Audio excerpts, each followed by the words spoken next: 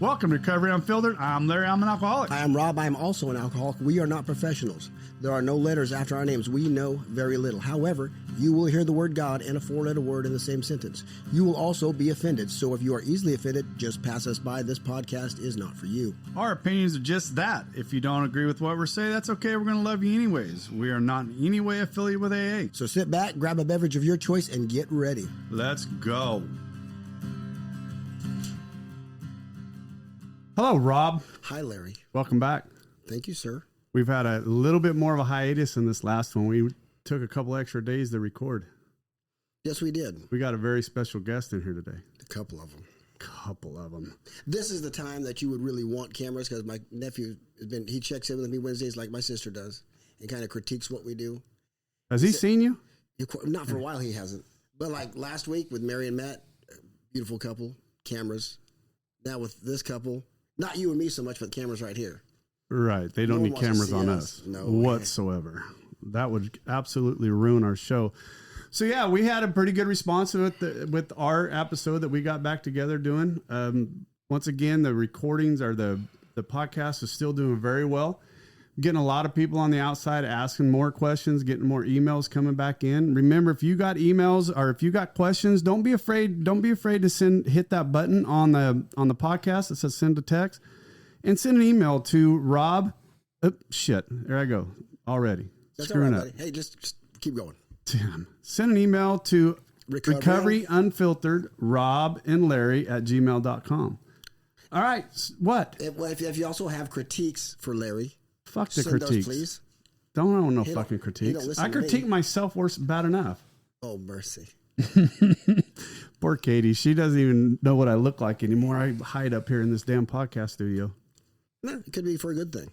She probably doesn't miss me whatsoever. She'll be on the show. Guest, you ready to come on in? Yeah, why not? Who the hell are you? Brad Luke. Closer to the mic if you can. My name's Brad Luke. Been sober a little over 2.5 years now. Today's actually 900 days. 900 exactly? Yes, sir. You look at that clock every morning? Not just today. Oh, attaboy. Loosen up, Brad. I'm trying. Okay. Are you nervous? No, I'm not the best speaker. You're a great speaker, right? Yeah, I was going to say, I've never you don't normally have a problem speaking. Here, let me insult you. Your fucking hair looks retarded. Looks great. Does that help you loosen up? No. Oh, God damn it. Insults don't hurt me. Okay. So tell us a little bit about yourself. You grew up. So I grew up born in Manteca, California. Right. My parents divorced when I was in 5th grade, I believe. So I was probably about 10 years old. We moved up to Valley Springs. Growing up, I went to a bunch of different schools, probably 7 different schools growing up. As my parents, I went back and forth with my parents. Grew up a lot around alcohol and drugs. That was just a normal way of life, you know. It was nothing different. Addiction was in my family. Just with your parents, or was just everywhere? You know, my parents, my friends, wherever we went. You know, we went to someone's house. Parents said it was time to go outside. Right. We knew what was going on. Right. We went outside and did our thing. It wasn't. You didn't know any different. No, it wasn't like, hey, we need to call the cops on our parents or doing something bad. You know, it was just life. You know, Yeah. Dad said go get them a beer. You went and got them a beer.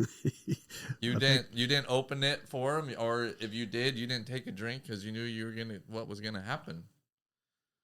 So it was just, I wouldn't say comfortable. It was just life, you know, going to people's house, and there was weed and there was drugs, and that was just the normal for us. Growing up, I would say when I was about the end of 5th grade, I started smoking weed, you know, and I did that for a long time. How'd it get introduced to you? Well, let's go back a little bit. My brother's 5 years older than me, so when about the time I could walk and talk, you know, say about 1 year old, I automatically turned.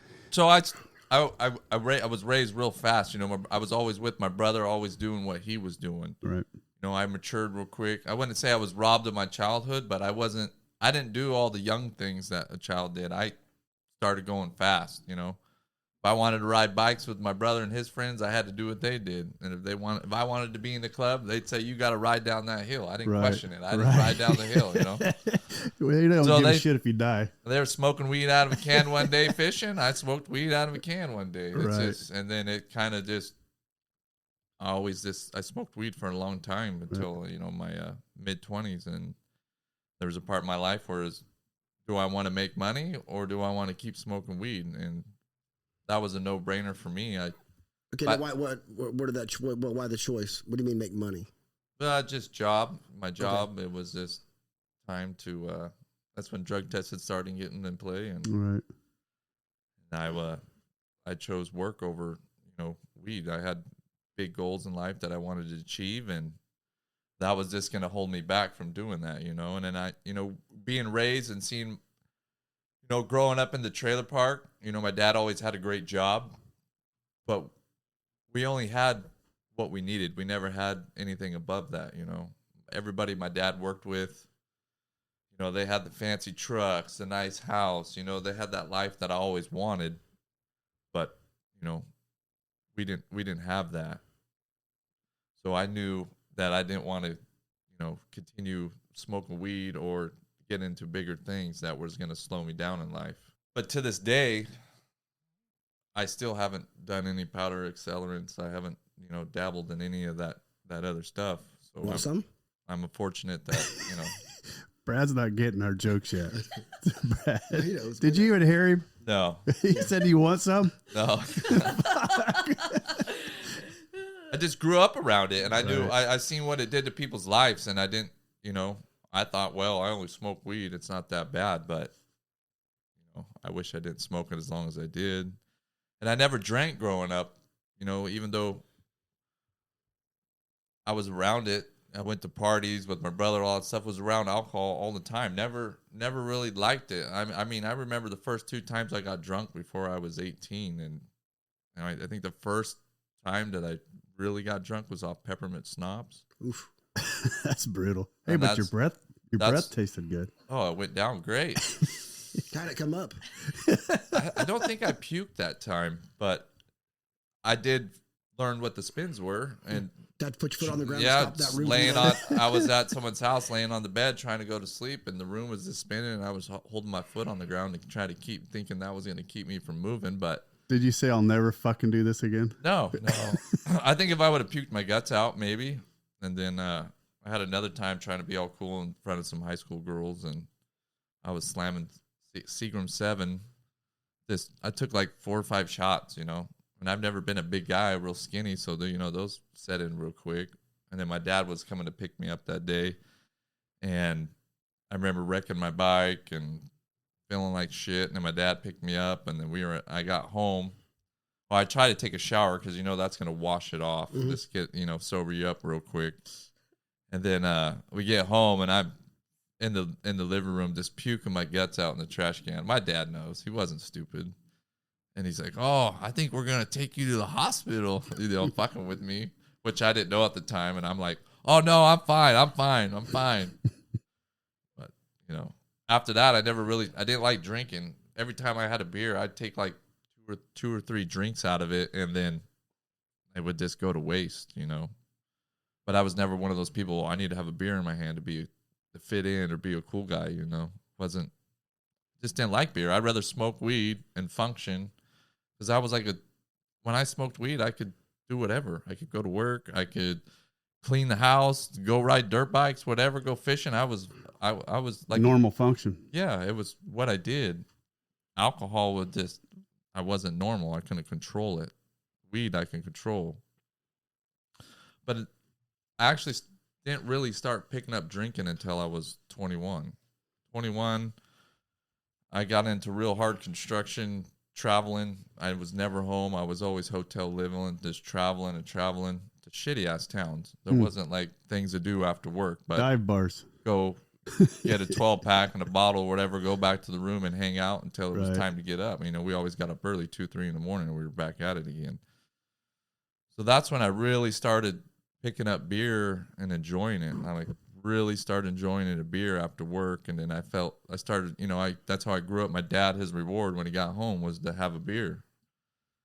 So it was like that, I don't know, your hard day's work, come home, have a beer. And then I started acquiring that taste, and every day I'd get home and I'd want to have a beer. And then for the longest time, I was fine.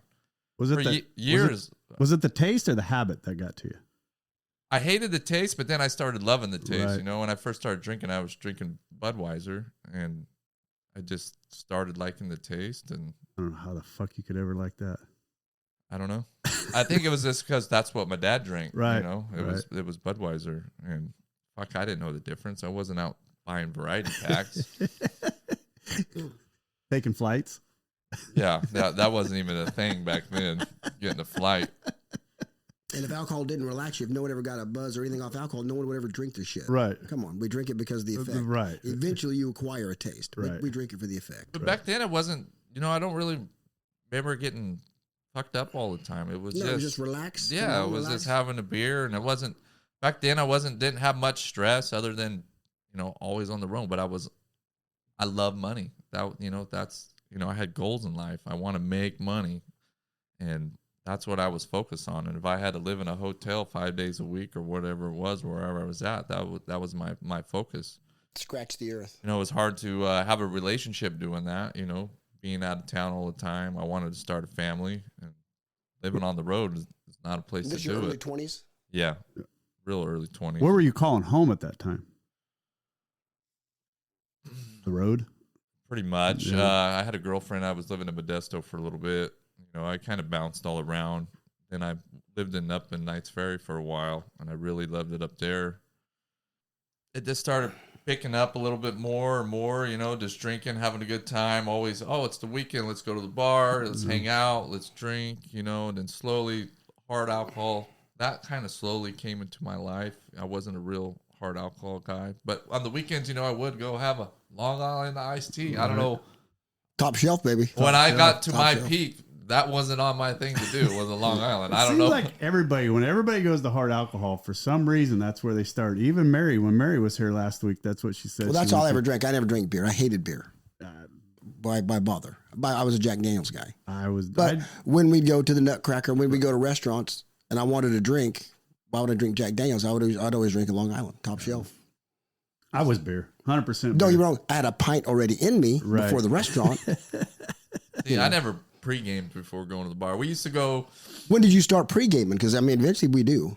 Well, we started playing poker like every day, and there was a bar in the hotel. No, this is back when I'm back home. We'd start playing poker every day. Every day we go play poker at 6 o'clock. The bar's right next door, so we got there early. We'd go have like a shot, beer, and get ready for the poker game. And that's how the hard alcohol started. Hanging out the bar, I think, is really how the hard alcohol. And then after the poker game, on a Friday night, we'd go back to the bar and close it down. Was that in Knights Ferry? No, this was in Oakdale. Oh, partying in Oakdale. There was the old poker room where we played Texas Hold'em, and then you didn't even have to go outside. There was a door to get to the bar. Right. And then started doing that bar scene, which is today I look back on as this retarded, was a waste of time. Money. And then at this time I'm still kind of smoking weed, so we'd go home, and I can't mix the two, but I didn't know how to turn that off. What would happen if you did? Oh, you get crossfaded, and then what's that mean? I've never smoked weed. Your eyes cross, and then you start letting it go. I just puke my guts out. Oh, okay. And I do it every time. I just start drinking, go home, we'd smoke a blunt, and then I'd puke my guts out. And then repeat it the next day. I don't know. I just could never do two at the same time. I could smoke before I drink, but I could not smoke after I drink. It just this doesn't work for me. Huh. Something every day. But then I get older, and then, I like telling you job thing, so I quit smoking weed. No big deal. I didn't want to, but I knew what I had. I noticed myself. I noticed myself now looking back that's when the alcohol started really kicking up and the hard booze. And I went through a couple crazy relationships and started, I don't don't know if you want to call them resentments, just started getting a lot of drama in my life. And, you know, I started drinking to get that away from me, the push it away. And I just always wanted to start a family, and shit wasn't going right. Women weren't going the way that I needed it to go. You know, probably a lot of that was on me, just treating them like shit and thinking I was the shit.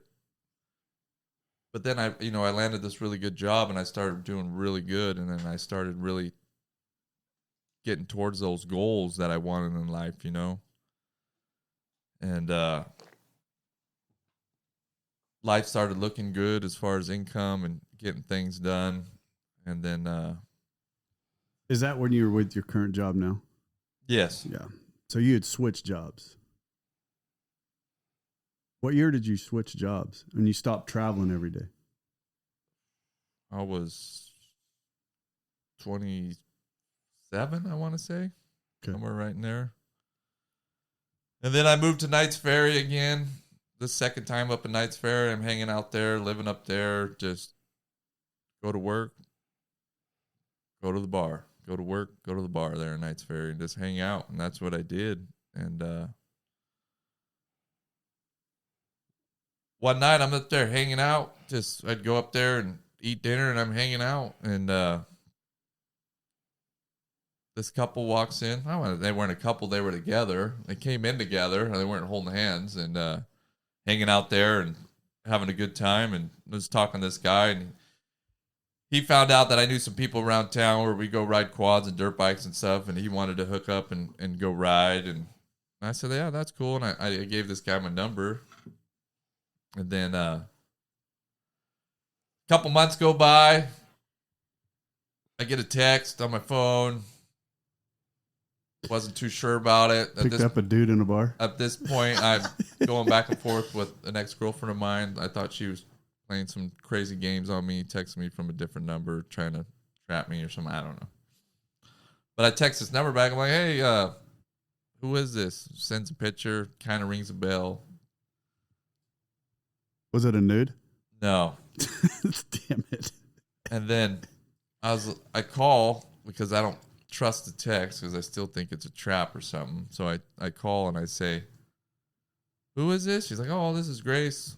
You know, I met you a few months ago. I'm like, in my head, I'm like, oh, I don't remember giving you my number. And then she went around the lines, you know, I have 4 kids or something. I'm like, oh yeah, no. God damn it, Brad, get your story straight. Hold on. No, lay it down, Grace. He said, I don't remember you. So he said, if you say who you say you are and where you met me, meet me in 15 minutes. And I had no makeup on. I had nothing. Like, I was home by myself cleaning. Like you need it. Huh? Like you need makeup. Come on. And so I was like, okay, well, all right. So I just put a dress on and I went to the restaurant where I met him. And well, you really don't trust anybody, do you? No, he doesn't trust. And I walk in and he gets the biggest smile on his face. And he says, I remember you. You're the girl that works at the elementary school with a shit ton of kids. I was trying to clean it up a little bit. No, right? But that's why you love Brad. I mean, the one thing about Brad, you always know where you stand, and he says it like I believe it needs to be said. I said it in that phone interview. Just when you think you're feeling good about yourself, just call Brad. And ask him for your opinion. You'll get it. But the best part was later that night. You're good. Later that night, we were just talking and, of course, drinking. And he said, hey, I know you have 4 kids. And he's like, that doesn't bother me. And so many guys, right? I'm single at this time. And so that was like the pickup line. Oh, I don't care if you have 4 kids. Like, I want to be with you. But he went a step further and he said, I don't care if you have 4 kids, but will you have one more? And I'm like, this guy's crazy. Look at you, Brad. I always wanted to have my own. Right. And so, that was it. Instant love. That's a hell of a pickup line. Even after I already did relationships with kids and raised kids, and I said I never wanted to do it again, and then this lovely woman walked in my life. What was the age from when you went through that thought process till you met Grace, though? I was in that thought process when I met Grace, that I wasn't going to date another woman with kids. I was just going to start a life with a woman that didn't have kids, and we were going to figure it out together. Right. Until I met her. That first night we met, when she was there with that guy, I could tell she was interested in me, and she kept talking about her kids, and I'm like, no, these are red flags for me right now. Like, I'm not trying to go down this rabbit hole again. Like, you know, I raised a couple kids, you know, and I had to part ways with that, and it really affects you, you know, when you kids too. When you wipe a kid's ass for him, and then you go another direction, it sucks, you know. You develop like a father-son kind of deal, you know. If you wipe anybody's ass, you're gonna develop that, for sure, you know, for sure. All right. So yeah, we started, you know, and then that was the thing, you know. We hung out the bars, we drank, we had a good time. But after when she showed up that day and she walked through the door, I smiled, and I don't know, something. You were done. Yeah, I was done for. You know? I know that feeling. I know that feeling well. And we never parted ways since, you know. Right. We hung out that night. I think we hung out the next night, you know. We never parted ways after that. But we have to say the best part of all of this. Which is? That the second time I met him, when he said be there in 15 minutes, his face was all fucked up. What happened? And I asked him. Hey, Brad, this is unfiltered, baby. You got to give it to us. Grace, what happened? I asked him what happened, and he said, "Oh, I got in a fight here." So anyway, I get to the bar, and his face is all fucked up, and he says, "Oh, I got in this fight with this guy here." And let's rewind back when I had met him the first time. He had told me he had a crazy ex-fiance, like they had just broken up and stuff. And in my mind, I was thinking it was way over. So we meet up that night. We have a great time. Meet up the second day. You know, his face is all bruised. And then on the third date, he's like, I need to tell you something. I actually really care about you. And I think this might go somewhere. And so he takes me up to Sonora, and we have dinner, and he's like, I need to tell you that that my face is like this because of my ex-fiance. And I was like, what? And alcohol's great. I know, but come on. Hey. That's a story right there. I know. We got to have that. And so he went on to tell me that she was giving some other guy his number, and they got into it at the bar. The guy fucked him up pretty good, and I think you got him. What happened was, it was me, my ex, and this guy that lived up there too. In Knights Ferry. Yeah, we knew each other. We weren't friends. We knew each other. And then the owner of the bar, which I was really good friends with. And I went outside and smoked a cigarette, and I came back, and the owner of the bar, he's flipping out. And I'm like, hey, what the fuck's going on? You know, and I don't like to fight. I like to calm shit down. I'm like, hey, what's going on? Everybody needs to calm down. We're having a good time. And my buddy at the bar is like, this guy's trying to get her fucking number, and she just gave it to him. And I'm like, oh, yeah, you're right. Fuck this motherfucker. So I'm kind of chewing on her and him, and me and her are kind of separated at the time. We're trying to figure it out, you know. So we're at the bar figuring it out, because that's really going to That's where you do it. help the situation. About 10 deep, too.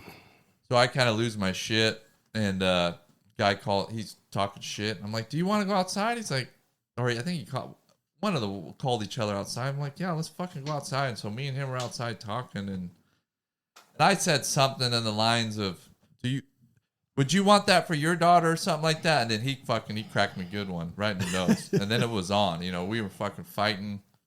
I got him to the ground. We had the door blocked. They couldn't get out. So the guys ran around. We're going at it pretty good. A couple other people show up, and then they pull them off or whatever, blah, blah. We go at it again. This time I fucking wrap them up pretty good. They get them out of there. I go home, like go in the bar or whatever, finish beer.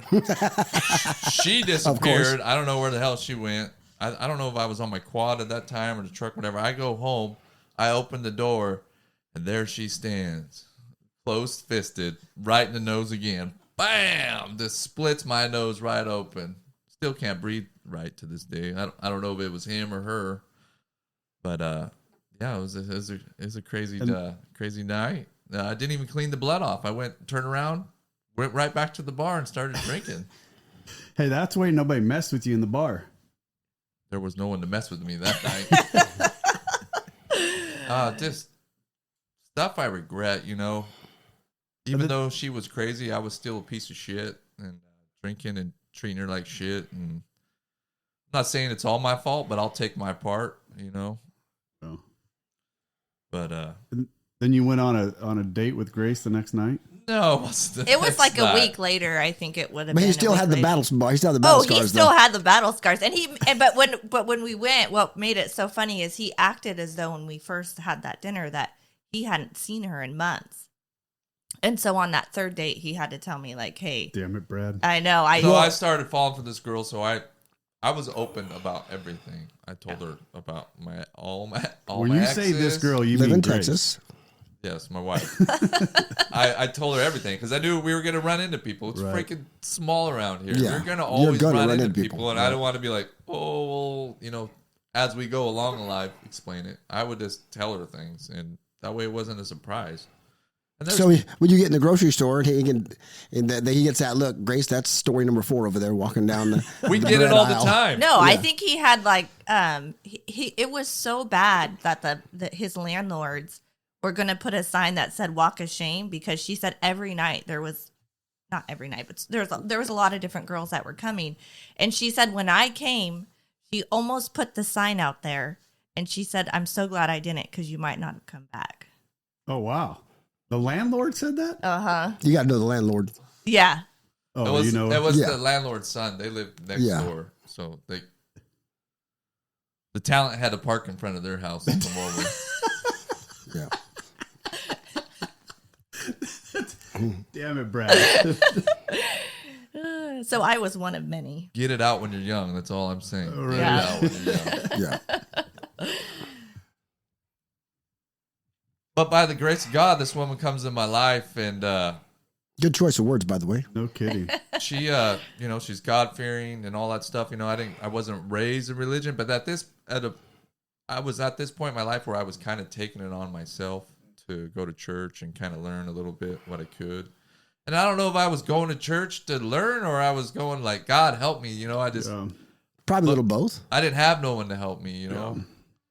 You know, I had my brother growing up, which is, you know, my best friend to this day. But when it comes to that stuff, we were kind of on different pages. But, you know, so she came to my life. You know, things were great. Life was happening fast, like really fast.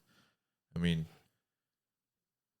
I respect her. She didn't take me around the kids for, I don't know, a few months, huh? It was just till me I and was her. pregnant. Yeah, I didn't. She wouldn't introduce me to the kids until she knew for a fact, you know, what was going to happen. But repeat that, Grace. Until I was pregnant. We got pregnant shortly after, I want to say 2 months after we started dating, 3 months. She's got 4 kids, Rob. She's fertile. Oh yeah.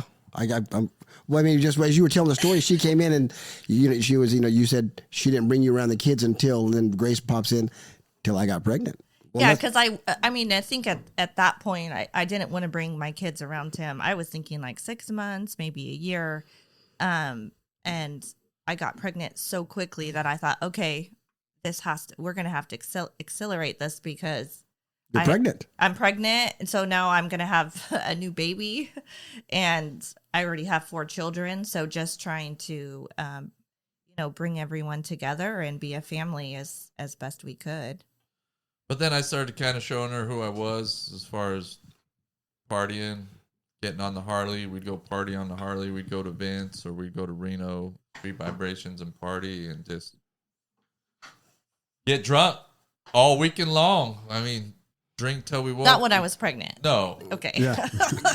Can I ask one question, Grace? At this point, when you guys met, you're a single mother, raising kids. You weren't in the party lifestyle.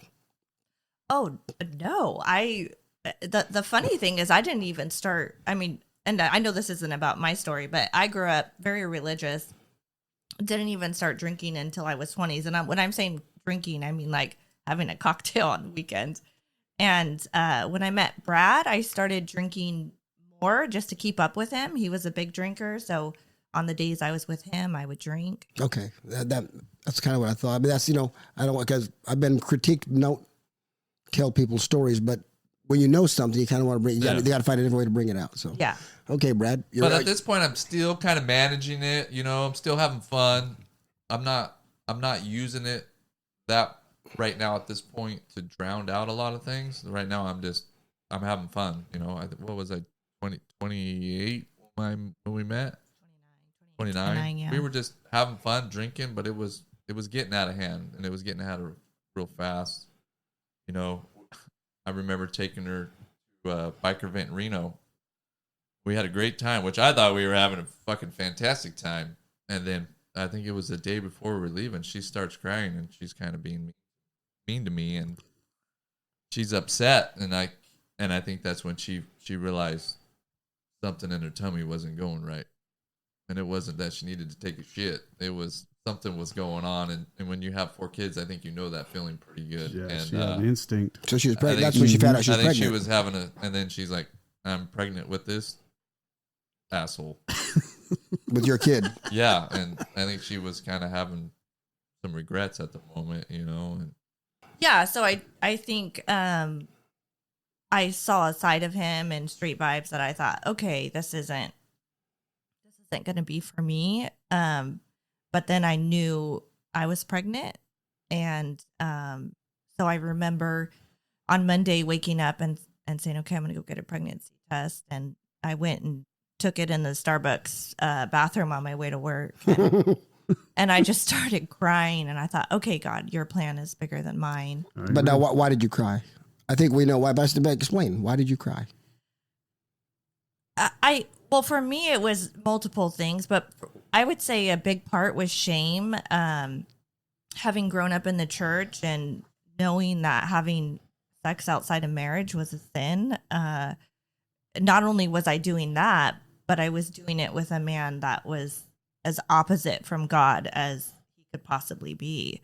And so I just had a guilt, shame, and just thinking, oh my God, I'm going to spend the rest of my life with this man. And I don't even know if he's up for the challenge, you know? And I didn't tell you, and was it till the next day? I think I told you on Tuesday that I was pregnant. I didn't even tell him. I had to process it. And then I told him I was pregnant, and I remember him just crying with so much joy. And I thought, okay, all right. Was that, what did you expect? Or did you have a reaction you were expecting, or just, I'm gonna let him have it and see what I get? I don't know. I don't know. But you weren't expecting that. Oh no. I can tell by your face you weren't expecting that. No, he was over the moon. Like, I remember him just being so happy. And I was thinking, oh my God, I'm a single mom. At that point I was living paycheck to pay. I was so broke. And I'm thinking, and he's okay with having a baby with me. At this point, I'm living in a 2-bedroom house. I have 2 kids in one room, 2 kids in the other, and I'm sleeping on the couch. I don't even have my own room. And my kids haven't met him. And it's just this whole process that I'm going through. And I truly believe that God took me to the place of, and I'm not trying to say God was in me sinning. I'm not saying that, but God used this to really bring me back to him. And he's like, I got you. Like, I'm going to carry you through this. And I don't want to jump too far ahead, but I can tell you that our story is truly a story of redemption, and truly a story of redemption from my own life, from meeting him and having our son. So Tuesday, you find out and you're doing backflips. Oh yeah, I was excited, scared and excited at the same time. But I knew she knew what she was doing, so I knew I was in good hands. Nice, you know? Nice.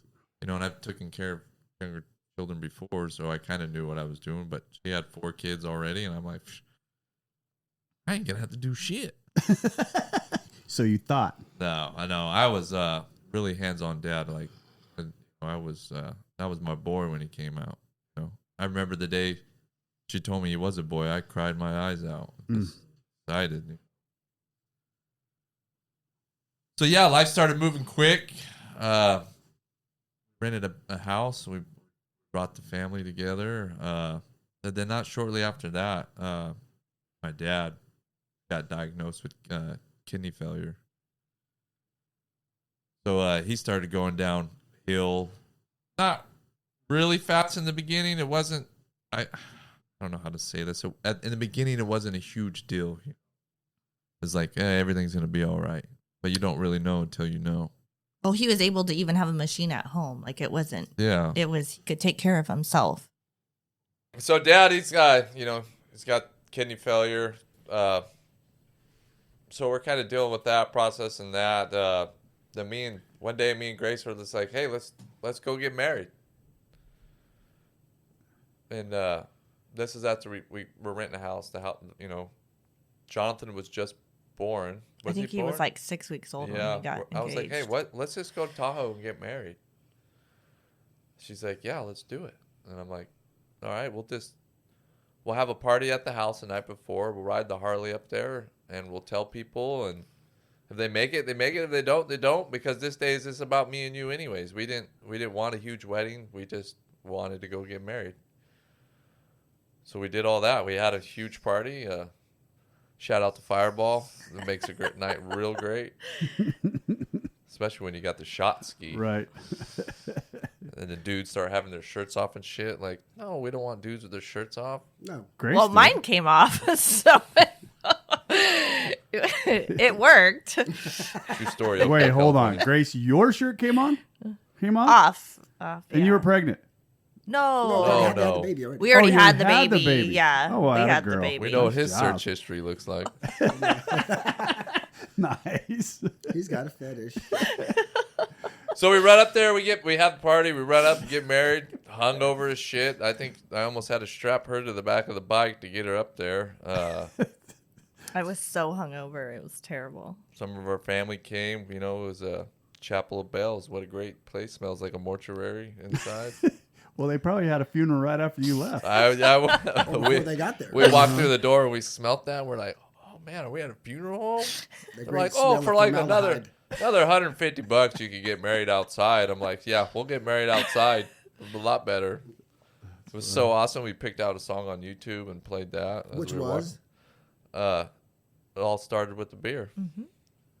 Really? Because that's how it happened. It Right. did. That's how our relationship started. Started drinking, started rapping, and that's how it happened. I can't wait till we get to 2 shots. Never mind. Yeah. Will you shut up a little? You are a premature ejaculator. I didn't know about this part, how it Good ties grief. together. That's freaking awesome. Well, that's how we did. We drank. Right. We had a great time. Mm-hmm. But I don't, back in the beginning, I don't remember us really drinking and fighting. That wasn't. Do you remember any of that? We just fought when I was the sober one because I was pregnant and you Right. were drinking. There was a lot of fighting then, but once I was able to get on your level, we were good again. Is that when I made you drive me through the DUI checkpoint? Okay, story time. I never been through one, and I was drunk. I was 9 and I had months a- pregnant. I had a designated driver for a while, and I'd seen on the internet that there was a DUI checkpoint in town. I'm like, I want to go through this thing. Let's go down You there. purposely went looking for the DUI checkpoint. Well, I knew where it was, You were fucking. and I wanted to go through and fuck with them. How'd that go? What'd you do? Kept my mouth shut. No, you didn't. What'd I do? Okay, Grace, what happened? So we're going through it, and he has this like huge knife. Oh, that's on your old shit handle in your truck? Right. I got a big old Rambo knife. that's zip zip tied. tied to it. And so the guy's, asking if I drank or whatever, the typical questions. And But you're then 9 months pregnant, right? I am. So you show him the belly? Come on, dude. Well, I mean, Did you have a belly? I had a massive belly. But then he was asking about the knife, and Brad's so fucked up. Then he starts talking shit about. He's like, "It's not concealed. It's fine." And so we go home, and then he's like, "Come on, I want to do it again. I want to do it again." I'm like, "No." Fucking Brad. Out of all the years I've drank, that's the only one I've ever been through. Well, I remember when I got sober the first time I got pulled over by a U.S. Forest Ranger riding my Razor. Had a helmet on. Wasn't legal, but I had a helmet on, and he pulled me over. And I had a 9mm loaded in my glove compartment or under my armrest. And I was just pissed, but I was happy at the same time. I mean, I think it was only like 11 o'clock in the morning, but by that time camping, I would have been Shit faced. right. I would have been definitely Oh, yeah. DUI Yeah. level. And, Easily. And the only thing that kept my mouth shut from not running it because I wasn't drunk, so I was excited about that. Right. But I had that 9mm there, and I didn't want to go down that rabbit hole, Right. so I just took the ticket and went on That my would've been way. worse But I than got the back to DUI. camp, and I told my wife, I'm like, that would have been it right there. I would have had a DUI. I would have lost my job. I would have lost everything. You know, I would have had to start all over again, and fuck, it felt good. That 9mm would have been worse than the DUI, though. Oh yeah. Yeah, that's funny. So let's get back to your dad. So Dad. So You got married. we got married. Yeah. Life's still this. Is Dad living with you now? No, Not yet. life's No. going fast. I mean, we could barely keep up with how fast the stuff, the bills, the stuff that we're accumulating. You Right. know, we're getting her a new car. We're just Oh yeah, it happens life quickly. is just going fast. But we're able to save money. We were able Yeah. to save a decent amount of money, like still living life, a good life, but saving. And then Dad comes to us and he wants. I think he knows more than what he's telling us. Yeah. And he wants to buy a house. He wants to move in with each other. So we process it, and Because at this point, we're already looking on our own. We're yeah, already we talking. wanted to get a house. We had enough saved where we could buy a smaller house. This was back when $1,400 a month was like, fuck, that's a lot of money. Yeah. Right. Right. So we're like, all right, yeah, well, we're looking at houses. We'll get a house big enough for you to pretty much come finish your life out with us, you know. So you had pretty much made up. You knew that was getting ready to happen. We didn't have a timeline on it, but yeah, it was something that, Pretty evident. yeah. And because Dad was living in Lodi at the time with his brother. He had rented a small place out there, and I think it was he was doing his thing out there, but I think he wanted to come enjoy his final days with his grandson, you Right. know, his other, you know, new Well, he grandkids. loved all the Yeah, he kids. loved them all. Right. As though they were his own. But he just wanted to come. I believe he wanted to finish his days out with us. And we'll go back a little bit. When I want to say it was 7th grade, my sister was killed in a car accident. Older or younger sister, Brad? She was older than me by 2 years. Okay. Another rabbit hole. That was someone that I didn't get introduced to until I was about 6th grade. There was some back and forth if it was his child, wasn't his child, one of those DNA kind of deal. But I'm kind of blessed for that I wasn't raised knowing her my whole life. I mean, it did affect me when I found out that she did pass because I was starting to develop a relationship with her, but it wasn't like we grew up our whole lives Right. with each other. More like a cousin. Yeah, it was just more like a friend that was Right. a girl, but you knew she was your sister. Right. And how old were you? I was, I would say 13, Okay. 14 when I got the news that she was hit in Stockton by hit and run drunk driver. That was another thing why I was really against alcohol, you know, because I was starting to develop a relationship with her, and you know, a drunk driver took her away from me. Right. So I was an only child, you know, except for my brother. My dad raised my brother, but I was his blood, and I'm still drinking, still being crazy. I'm out riding Harley, doing thing. Grace is out looking at houses. I'm like, I don't give a fuck. Go look at them and then report to the boss. Report to the king. So she's out looking at houses, and I'm out just being stupid, drinking, riding with the guys, and she finally finds a house. I go look at the fucking house. I don't like the house. I nitpick the shit out of it. It's a perfect house. I'm nitpicking like the parking or the fact that they had guinea pigs in the front room and they were pissing on the wall. But this stupid shit. So we buy a house. We get the house. Dad, he's stoked. He's through the moon. I mean, these people aren't even getting their last load out of the house. Dad's in the front yard fucking, they're not even gone yet. I got to get my shit in there. And he ends up putting the down payment on the house. Yeah, he helps put the down payment on the house. And we start living. Mm-hmm. And I think there was a point where things, I want to say didn't get better, but we were kind of just rolling with it. Life was happening. We were drinking. It was a lot, but it wasn't super out of hand yet. I think it was good for about a year. And then me and my dad really started getting into it. You know, About dialysis. He was supposed to go 3 days a week. and he's not going. You know, I come home and he's home, and it's just fucking pissing me off. And you know, me and him start really getting after it, and when we were getting in arguing matches, fighting matches, because I love the man. I want the man to live. I'm not ready for him to throw the Was towel. he driving himself to dialysis? Yeah, he was still fine, you know. But I think another big point, though, was the drugs. Yeah. I think that was...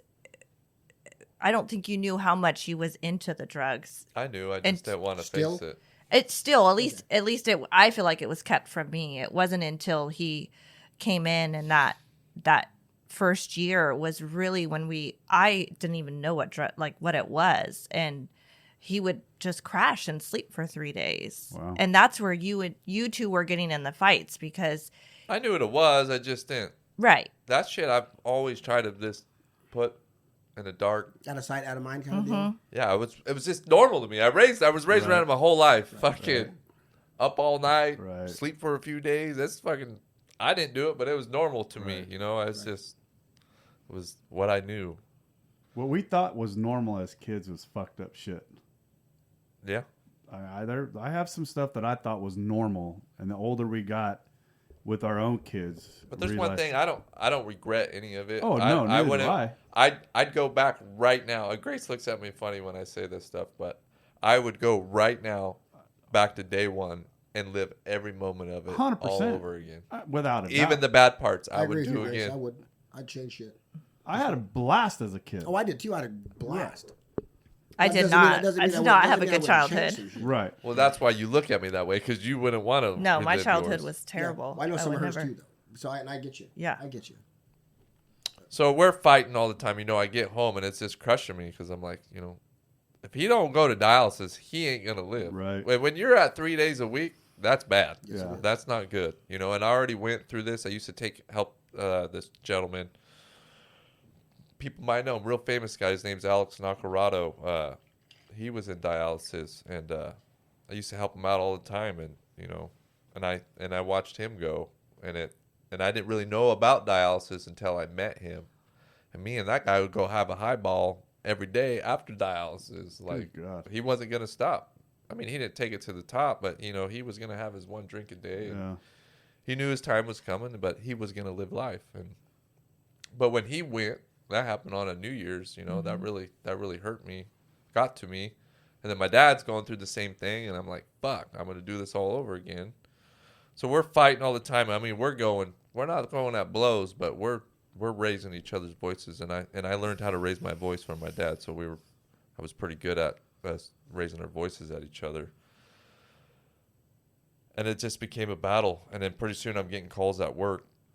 Oh, your dad, he hasn't made it down here. Because I gave him my phone number to call me. And then, like, on my lunch break, this one I'm working down the street, like 10 minutes from my house. On my lunch break, I'd tell my boss, hey, I got to run home real quick. I'd go home, wake his ass up. What the fuck? Why aren't you going? Blah, blah, blah. You don't want to be here for the kids. Blah, blah, blah.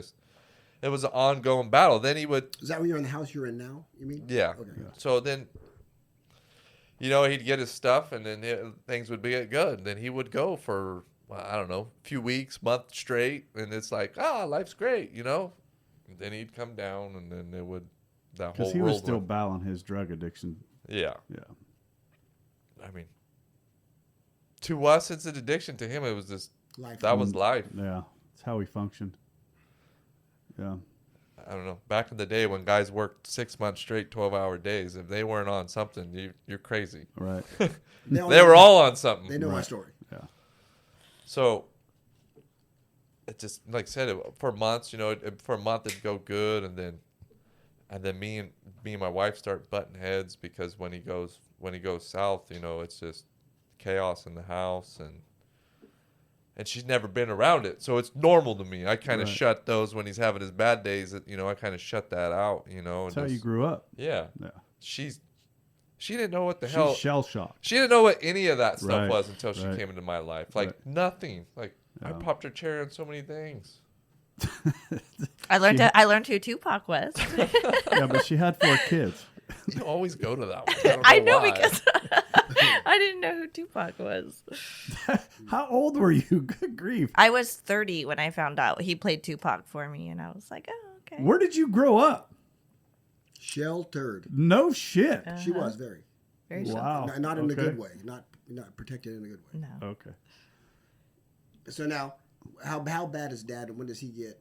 So, Dad's he's going quick, and I could tell he's not wanting to go, and he's Not wanting to go to dialysis. Yeah, and I've been down there with a couple times, took him down there. I mean, it got to the point now he's in a walker, like he's got to use a walker. So, and this has been a man that's been, when we first moved in the house, he's helping us because the backyard was shit. It was bark and just a little bit of concrete landscape. I mean, you come home and he's out there he's drawing plans up. I mean, he's getting after it. And he was good at that shit. He was a foreman his whole life. He was good at lining stuff up and getting shit done. And how old was he?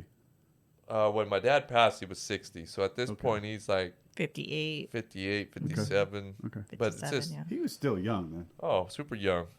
I wasn't. I'm only 4 years away from that. I wasn't. My dad was 60. Yeah. So we're just fighting, and then me and Grace really started taking the toll. The downhill stuff for him was really taking a toll on her. She didn't know how to handle it. I tried to explain it to her the best I could, and it's hard for me to explain it when it's just normal to me. We really started fighting. I mean, it wasn't like Dad needed to get out of the house, but it was like, how the fuck are we going to do that? How are we going to figure this out? Me and you are fighting. Me and my dad are fighting. And what did we do? We grabbed the bottle. Mm-hmm. Well, by 2019, you were pretty much like all you and your dad did was fight. And then I became his caretaker because... Were you trying to referee these two, though? Oh, constantly. I was really? the referee of... And I was the referee of 2 addictions. And you were working. Yes. So you were working and coming home and refereeing. Yeah. Good 5 kids, too, going on. Yeah. My husband is, by this time, full-blown alcoholic, 2019. And my father-in-law, who he was my dad, is addicted to dope. And I'm dying. And every day was just a constant battle of, how am I going to get through one more day of this? So yeah, I think that's when the drinking really started picking up. That's when we started just drowning shit out. And even you, Grace, right? Oh yeah, absolutely. We were at our high. I mean, I think we were killing a handle every other day. Mm-hmm. Wow. Well done. Shout out to Fireball again. Don't tell me you're drinking candles of Fireball. The sponsor of this show. Why wouldn't you want to wake up with a fucking headache from sugar? It's the best. I don't know. Hold on, we graduate from Fireball. You grow up. Tell the story, Brad. You grow Larry, up. shut up. And was this something? Because Fireball reminded me of being a kid. The little Fireball candies you can't buy anymore. Dad used to have them all the time. You'd suck on them and see how long you keep them in your mouth. And I don't know. We started drinking Fireball, and then, but we'd get home, and I'd already be 2 shots of the beer deep before she got home because I didn't want her to know where I was getting at. You know, she knew I was drinking a lot, but I'd get home. This is at the point in work where I'm like, and I'm a workaholic. Like, I love to work, but I love money more than. But dude, that's why you're workaholic, because you love money. Oh yeah. But I was at the point where I was like, I'm ready to go home. Like, I didn't want to work late anymore. I wanted to get off and go home. Right. What were you thinking? What was on your The mind? alcohol was at home. Oh, yeah. I didn't drink at work. I didn't wake up and drink, and I didn't drink up at work. Well, you were an operator. I had to get home so I could start drinking. And I would never drink in my company truck. I just knew I needed my job. Right. So I'd go home. First thing this is first walk on the door. Grab the bottle, pour a shot. Whatever. Yeah. Pour a couple shots, drink a couple shots, wash it down with the beer, hoping the beer was going to cover up the hard alcohol. She'd come home. How was your day? Oh, it was a great day. Let's celebrate. Yeah, let's celebrate. I have no idea. I mean, at this point, though, I got a pretty good tolerance. Right. So, I'm going to go upstairs and change. All right, great. I'll pour some shots. When she's up there, I'm either pouring another 1 or 2 for myself real quick. And then I have 2 laying on the table by the time she comes down from changing into comfortable clothes. And that's how it went for a long time, where I was just always just coming home and shots, and then dealing with Dad, and then once in a while he would drink with us, and then we. So he wasn't a heavy drinker then. No, growing up, he was just beer. He drank, but Right. he wasn't heavy. I mean, he drank a lot of beer, but He had help. he wasn't. Yeah. He wasn't like me, where he's walking around the house just fucking drunk, being an asshole. Right. I mean, my dad could be an asshole. Don't get me wrong, but it wasn't because he was walking around drunk. Well, fuck, I'm an asshole sober. Amen, brother. Truer words have never fucking been spoken. Hey, go ahead, Brad. So, you know, it just started going downhill. As he started going downhill more, our drinking started really progressing.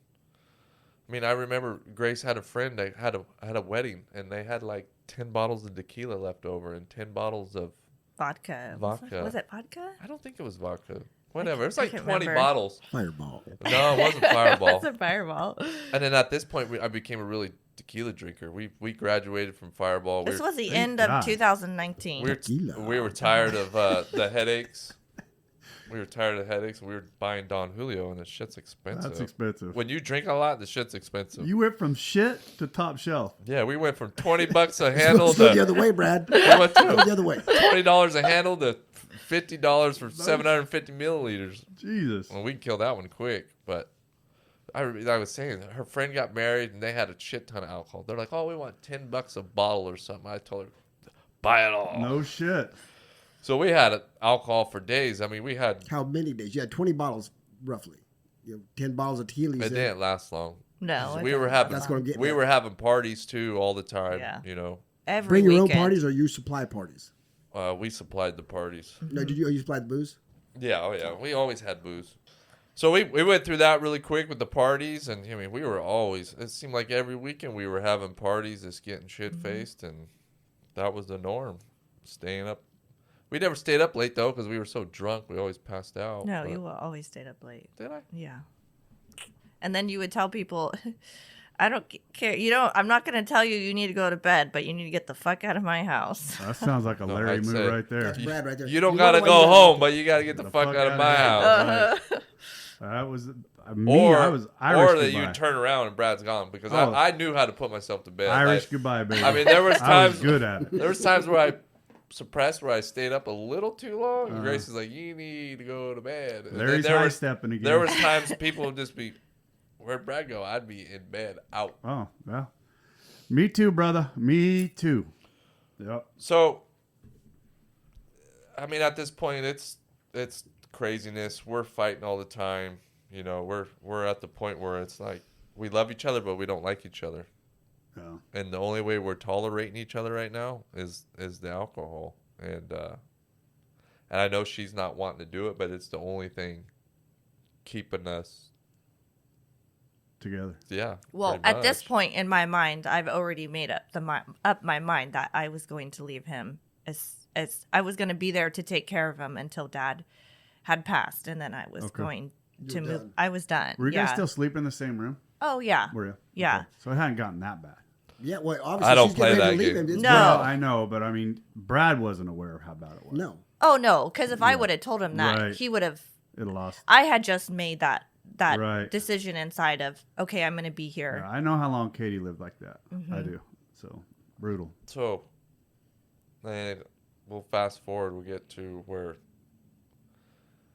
it's bad now. Dad's going every once in a while, and if you don't know anything about dialysis, you don't go to dialysis, you got about 14 days to live. Die. If you're lucky. Yeah. Because it's filtering all the toxins out of your blood that your kidneys can't do anymore. And at this point, I myself am getting done with the fight with him. You know, the crying, the asking whys, and You or him? me. Okay. Losing. You know, some people might think my dad was a piece of shit for the drugs and shit. To me, my dad was my hero. My dad. Still your dad. I wouldn't be the working person I am today if it wasn't for him and my brother teaching me to do the things that I do, to use my hands and to fix anything, you know. But I'm done. I can't fight with him anymore. I know he doesn't want to fight with me anymore. And I come home one day and he's like, "Hey, I need to sit down and have a talk with you." And I'm like, "Fuck." He's like, I ain't going anymore. And I said, so that's fine because I'm done fighting with you. No. I can't do it anymore. This shit's driving me insane. And I was like, but I told him how I felt. I mean, he's crying, I'm crying. I want you to live. I'm not ready for you. What year is this, Brad? This I is know what it is, but just 2020. Right. This is fucking the great days, COVID. Yeah. So, I mean, and at this point too, we're not having parties anymore. We're not going out. We're trying to keep the kids in. We're only going to the store when we need to go to the store. We're trying to keep the house uncontaminated. Yeah. Or whatever the and correct fuck me if was I'm going wrong. but you're kind of doing two jobs too, aren't you? Kind of bouncing back and forth at work. Yeah. Covering for me because I was going through cancer at this time. Yeah. That was crazy times at work. And I wasn't And, home, I was home. So we're keeping people. We're not having parties. We're trying to keep the shit out of the house for Dad because we knew if Dad caught it, it would probably take him out, you know. But then he sits me down and he's like, "Hey, I'm not going to do this anymore. I'm not going to dialysis anymore." Like I was saying earlier, I've went with him before. It's just a cold ass room. It's a cold ass room, and you sit in a chair, and they put needles in your arm. With a bunch of other sick people. Yeah, it's depressing when you go in there. I mean, it makes me sad when I go in. I'm like, all these people in this room don't have Same much way time. when you went in for chemo. Yeah, same shit. I would get it with my dad. Poison. And you're in there staring at each other like we are now. Like, Right. Yeah. Yeah. Who's gonna make it longer? Right. Yeah. And I was like, I can't argue with you, Dad. It sucks. I don't want to see you throw in the towel because that's not how I was raised, Right. you know, to give up. And I had to come with terms with that, and it was really, really hard. So I took at that point, you know, if he ain't going to go, he's got about 2 weeks. So we made the appropriate phone calls to I had to let people know as far as in the medical that this is his choice.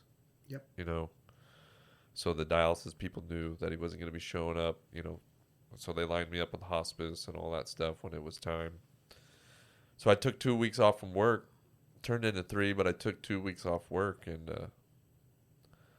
spent the rest of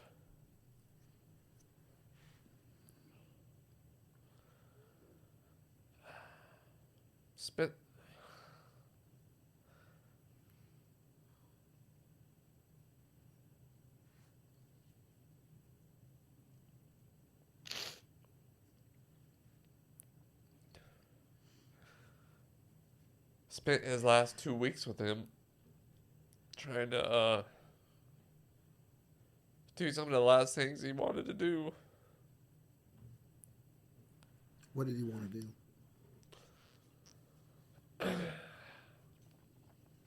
Real good friends of his have a cabin up in Long Barn. We went up there.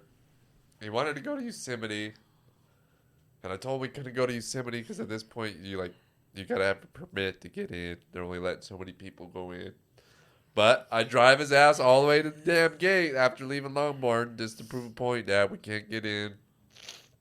Took him to some of the old creeks around there that he used to fish as a kid. But yet I was still being that alcoholic. Still wanted to get home to that drink, you know.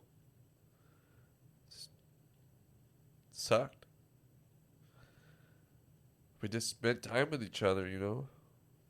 Just having people come over, pretty much saying their goodbyes, and he was fine. He just, you know, he just lived like it was a normal day, you know, until it got really, really bad towards the end there. But I invited all his buddies over to hang out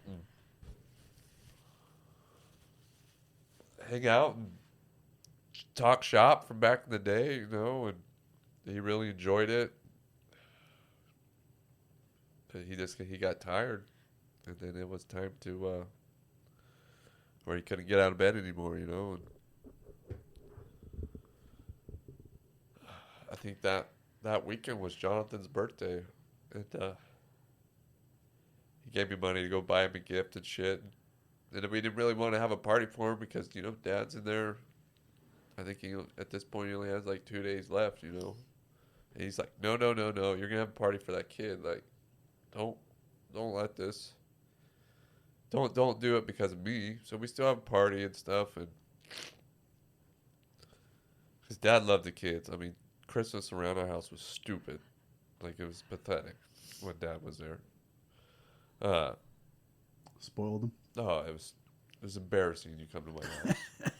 Stupid. Blessed. I'm like, blessed. It ain't gonna be like this next year when he's not here. I'm telling you that right now.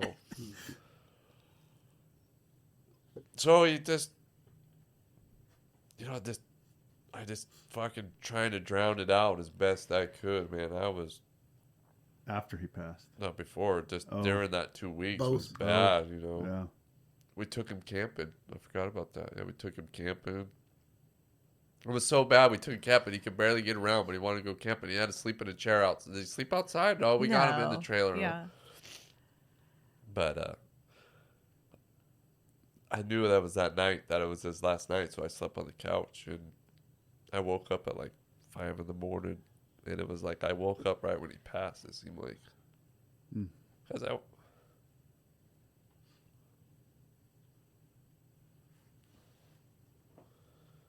I knew when I went in there he was gone, you know. But he was at peace. And I couldn't for him to go any better than the way he did, you know. But I had to move on. But right after that, you know, I walk in there, it seemed like that. I'm in the kitchen pouring tequila shots. Just getting after it. Didn't even hesitate, you know. 5 in the morning. Oh yeah, getting after Gotta it. kill that pain. So we get through that, you know, and then now it's just me and her and the kids, and we're trying to figure it out. Readjusting. Yeah, and the drinking for me is not. It's not slowing down. It's just slowly going and going. And how far away is your plan?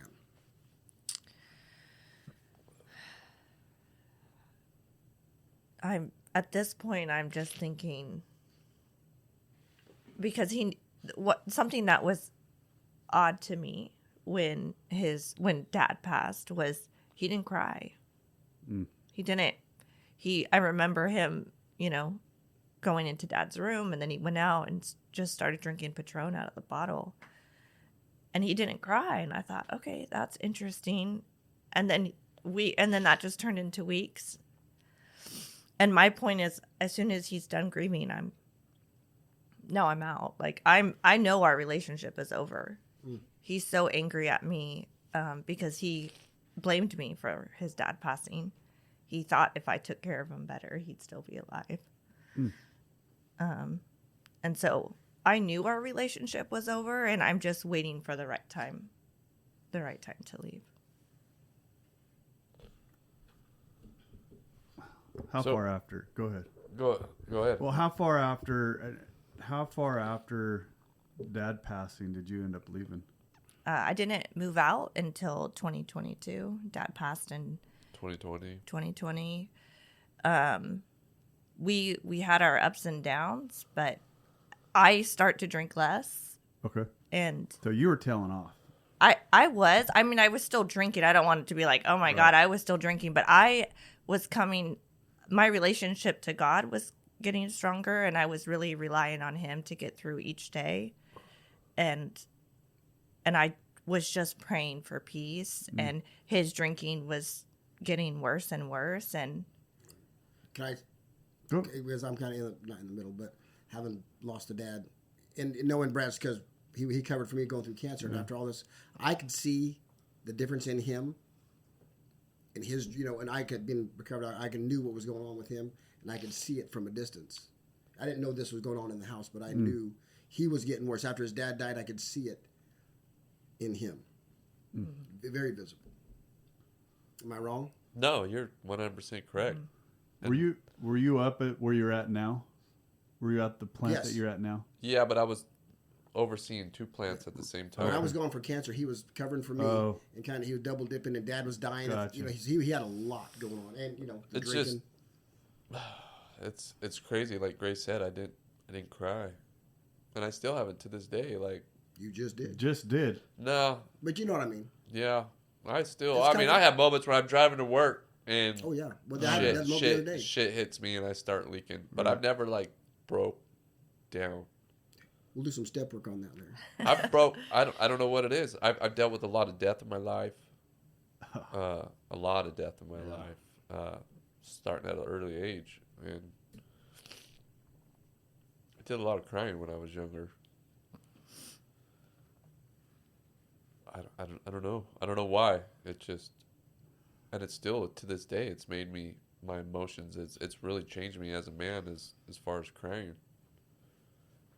And it's good to get it out. I'm not one of those people to say don't cry. I mean, getting it out's good. It's good shit. That's healing, baby. So get us to where she is. Right. You see taillights.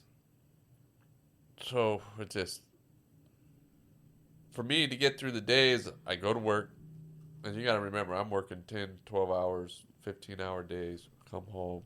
I'm tired as shit, and I'm drinking. Same thing. But now I'm really starting to, like, do it behind her back. You know, you hear this shit in the room. Oh, I hit it here, and I hit it there. Like, I was getting to that point where I had a bottle stashed, and I'm really drinking and then trying to cover shit up. And she's telling me, oh, you need to quit. And I'm like, did you say quit, Grace, or did you tell him to cut back? Well, I would say I started with cutting back hard alcohol. So that's when I wasn't drinking the hard alcohol anymore. I was trying to be like, let's just take that out of the house. Right. On like for weekends partying, yeah, but during the week, let's just keep it to alcohol. I think it started as when you drink whiskey, you're an asshole. So I think I stopped doing that for a little bit, doing tequila and then all the same asshole will come out. But then I stopped. I was like, all right, I'm not an alcoholic. I stopped for 2 weeks. I think it was 2 weeks. Because something had happened in our relationship that happened with another woman. And that was it for me. I was like, you have disrespected me. On the note, it wasn't cheating. Okay.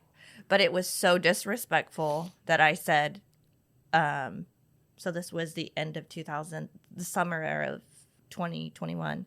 And I said, okay, I'm done. Like, this is bullshit. You're not going to treat me like this. And I was like, I'm done. I'm out. Right. This is it for me. Yeah. And he was like, I'm going to quit drinking. So we quit drinking. No, you only quit drinking for a few days. That's right. And then in the next year, that was February of 20. Was it February? I didn't bring my calendar. 20. Sorry. I think. So maybe it was the summer of 2020 that happened. So after Dad passed away, this happened with this girl, and then, come February of 2021, he was like, "Okay, I'm going to show you I can do it. I'm going to quit drinking." So was that the 2 week? Yeah, quit drinking for 2 weeks. Then he goes out and buys me this $20,000+ ring, right? Because that's gonna. I remember that.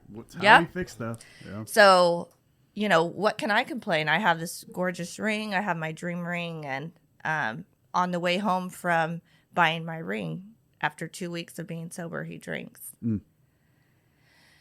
and it just kept progressing, and I kept saying I was going to leave, and then finally, January of 2022, I said, I'm out. I'm done, and I went. And well, it was slow. She said she's going, and then I'm like, no, don't go. And I know I'm trying to be this sweet, romantic guy. And she's crying as she's already, like, got a deposit on this place, and she's like, just change my mind. Help me change my mind. And I'm like, doing everything in my possible mind to change her mind. Quit drinking. Baby steps. Yeah, except quit drinking. Like, I was slowing down. I was trying to slow down, but I was still. It's our disease, man. I was still drinking. I mean, I slowed down a little bit, but that was right there at the tail end of it. It wasn't, I wasn't doing it when I had the signs that, like, hey. And I, if I could have figured it out and slowed down and managed it, I could have probably been still drinking to this day. But that wasn't in the cards for me. I lost that ability. We lost that privilege, is how I say it. I wasn't drinking to have fun anymore. That's when I lost it. When I quit drinking to have fun, and I was drinking to drown shit out and to make it through the day, It was over. I lost it. It was work. I'm not saying nobody can, but for me, I don't think I could ever get that back, just for fun in here and there. Like my brother, he's normal. He'll have a drink once in a great while. He's not one of us. He goes to the casino. He might have a drink because it's for free. Right. But he just lost $500. You're not going to see him. Free.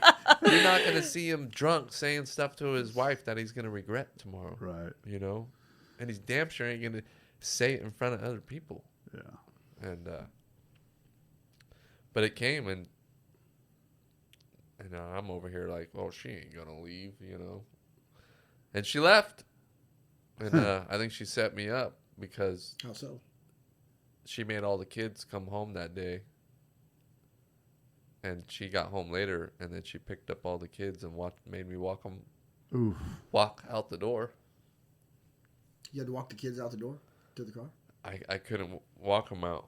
They were all crying. Everybody's crying. Like, I'm crying. The kids are crying. They're hugging on me. And it was not her. She wasn't crying. She's giving me the death I had stare. no more tears left. Gotta say, she'd been crying the last 4 years, buddy. Yep, tears were gone. This is what you fucking get. Look, and it sucked. And that's when I'm like, fuck, I gotta. What did you think right then? As they were driving away and you are alone now, what was on your mind? I'm going to get that back. I'm going to get that back. I don't know how I'm going to do it. I mean, I know what I need to start, but I'm going to get that back in full. And this is in January of 2022? Yeah, February. At this, by the time I move in, it's the beginning of February. Yeah. And where'd you move to? The ghetto. But it was Oakdale? It was Oakdale. It was full of it's fine. Of cockroaches. I'm just curious if you moved out of town. They were so big, they talked to you. Brad hated because... Anyway, go ahead, keep telling. So I was like, yeah, I got to get this back. I got to figure shit out. I mean, that's... you're watching me kind of go downhill, and... What do you mean? Well, takes one to know one, right? Yes, sir. But I didn't know what I was going to do. I mean, honestly, dude, I try to forget shit in my life. So I got to sit here. Brad, I got to stop you right there because you keep saying that. And I do. I try to drown stuff out of my life so I don't have to remember it. You say this all the time, and now I'm going to get emotional. How much you and I are alike. Katie gets so mad because I always tell her, that's just the way we are. That's just the way we are. It's just the way we are. And Katie gets mad. And rightfully so. That's not fucking normal. No. That's not normal fucking living. No. That's not normal for us to do that. You know that. That ain't fucking normal. The way you and I were raised, that we just go, just let it go. No big deal. Let it go. It's not healthy. It's not healthy.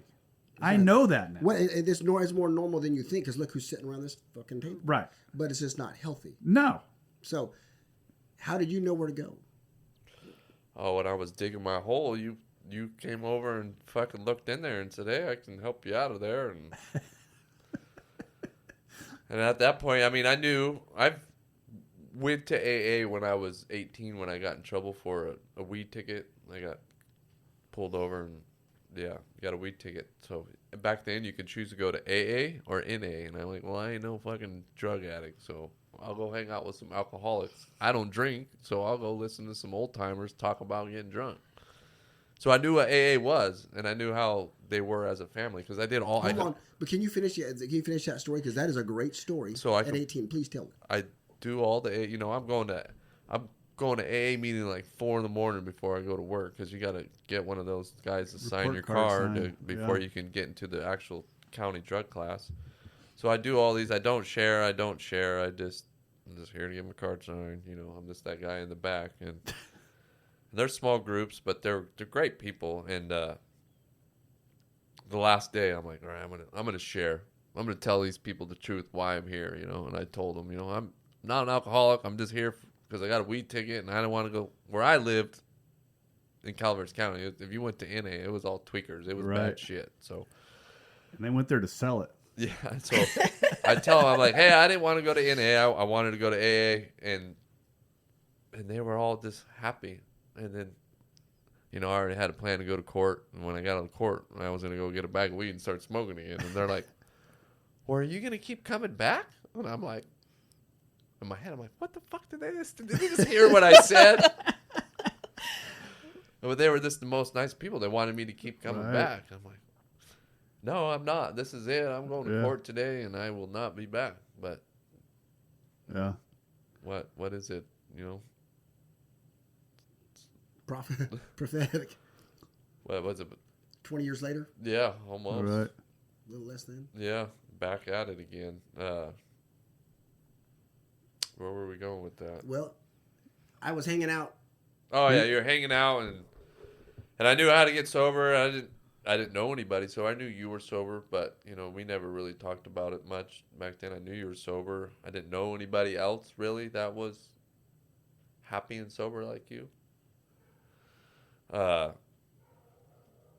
We just started talking, and then you said something in the lines that you guys were. I think you guys just recently just started that little men's group, right? Yeah. And you're like, oh, come to this house over.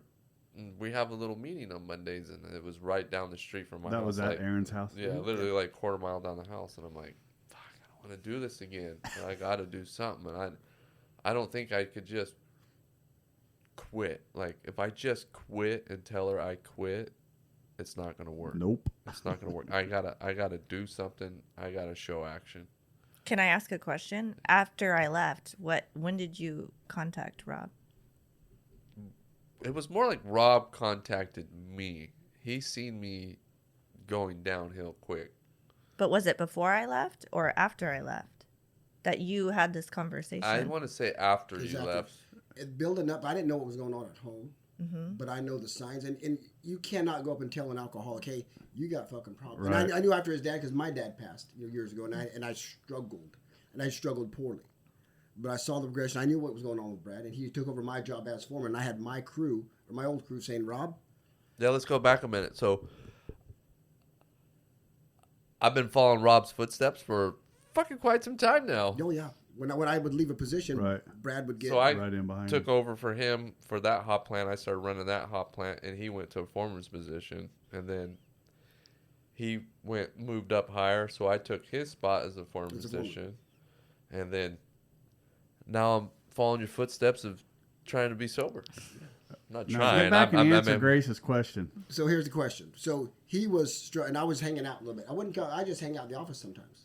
It wouldn't even go down to where the guys were. Just waiting, picking people because those are my. They're not mine. They're his now, but they were still mine. They're. And Brad was not Brad. He was in pain. He was drinking. He was not right. So and I was just hanging out. And eventually, when you finally left, and I'd planted seeds.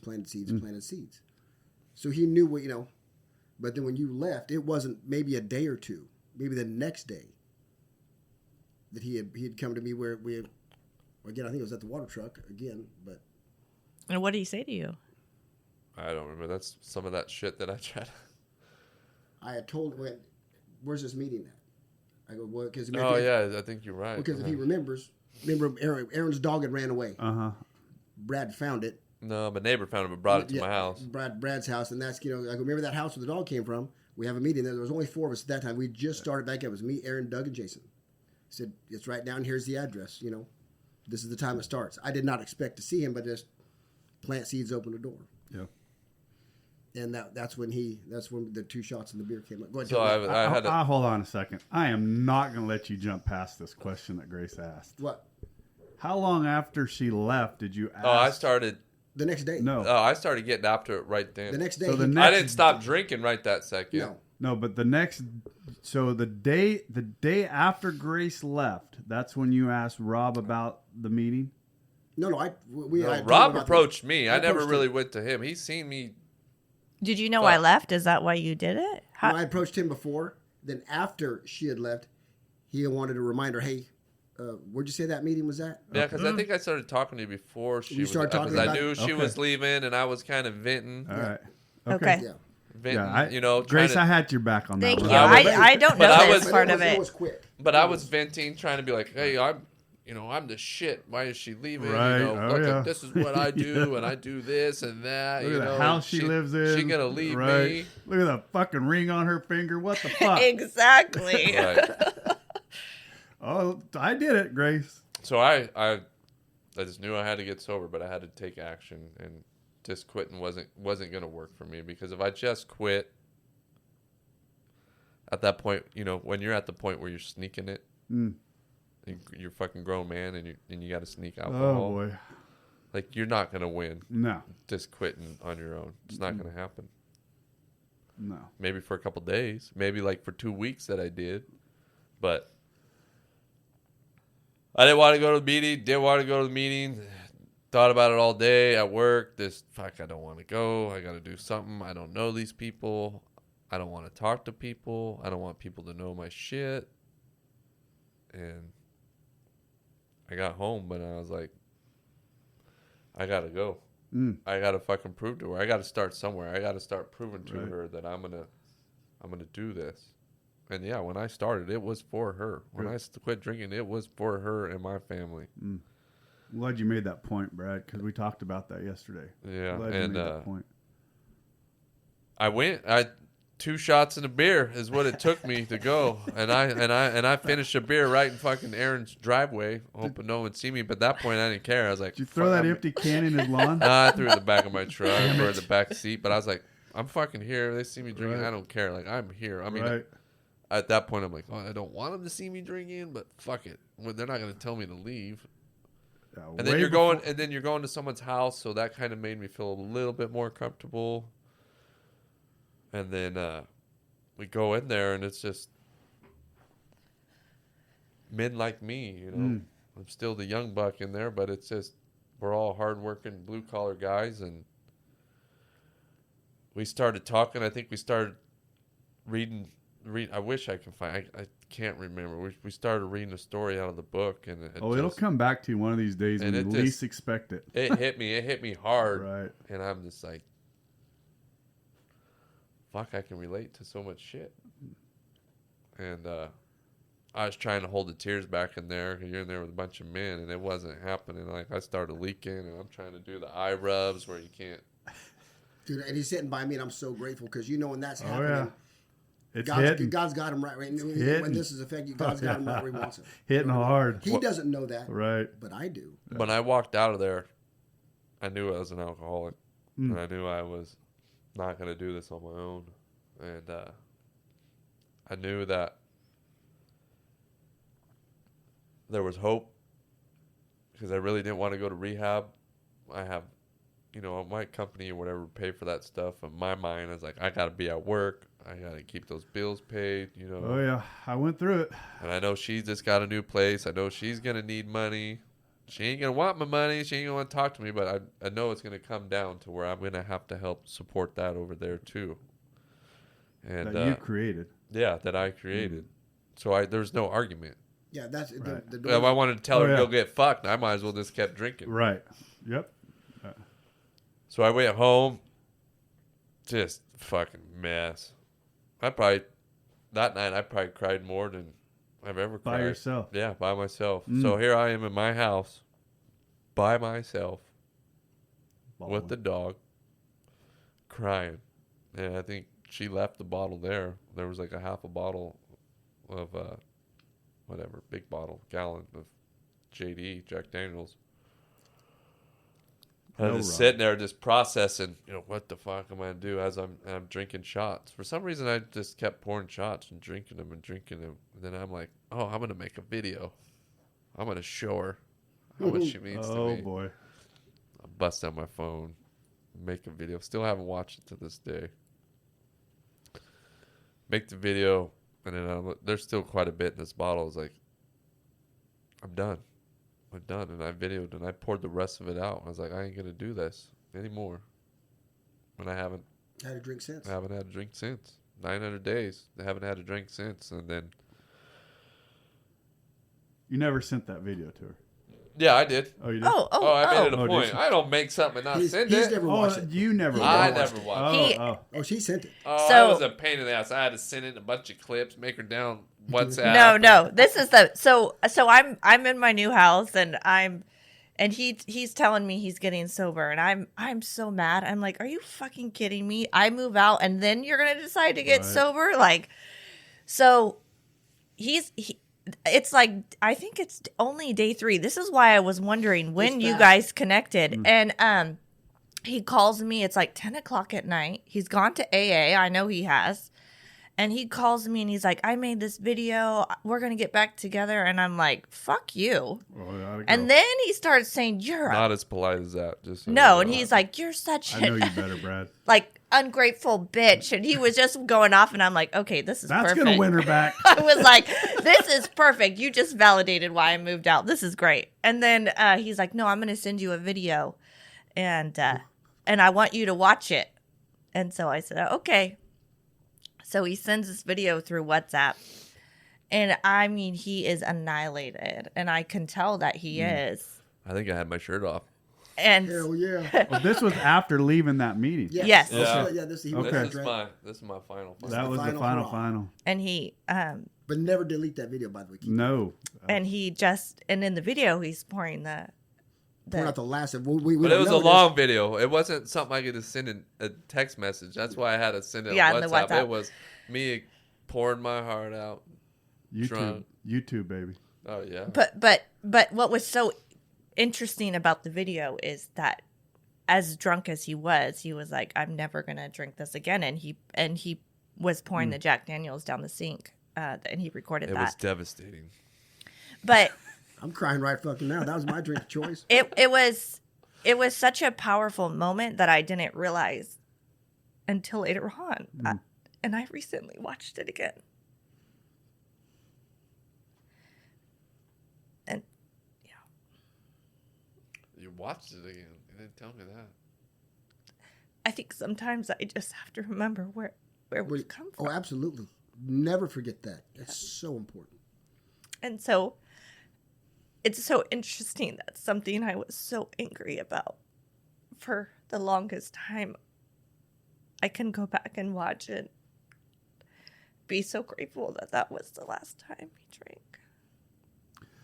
After you got done watching, not this time, but the first time, did you believe him? Oh, that shit didn't mean nothing to her the first Right. time. No, it never does. That was just a fucking cry for help. Right. Just, But here's just kissing ass, just trying to make things better. what point did you look to yourself? And I'm sorry to break that, and I did it on purpose because I don't think you want to continue to go down that. Am I right? Yeah. At what point did you realize, shit, he's real? This is for real. I would say probably 6 months in, I was going to a counselor. Well, I mean, I was going to a counselor before that, but about 6 months into his sobriety, I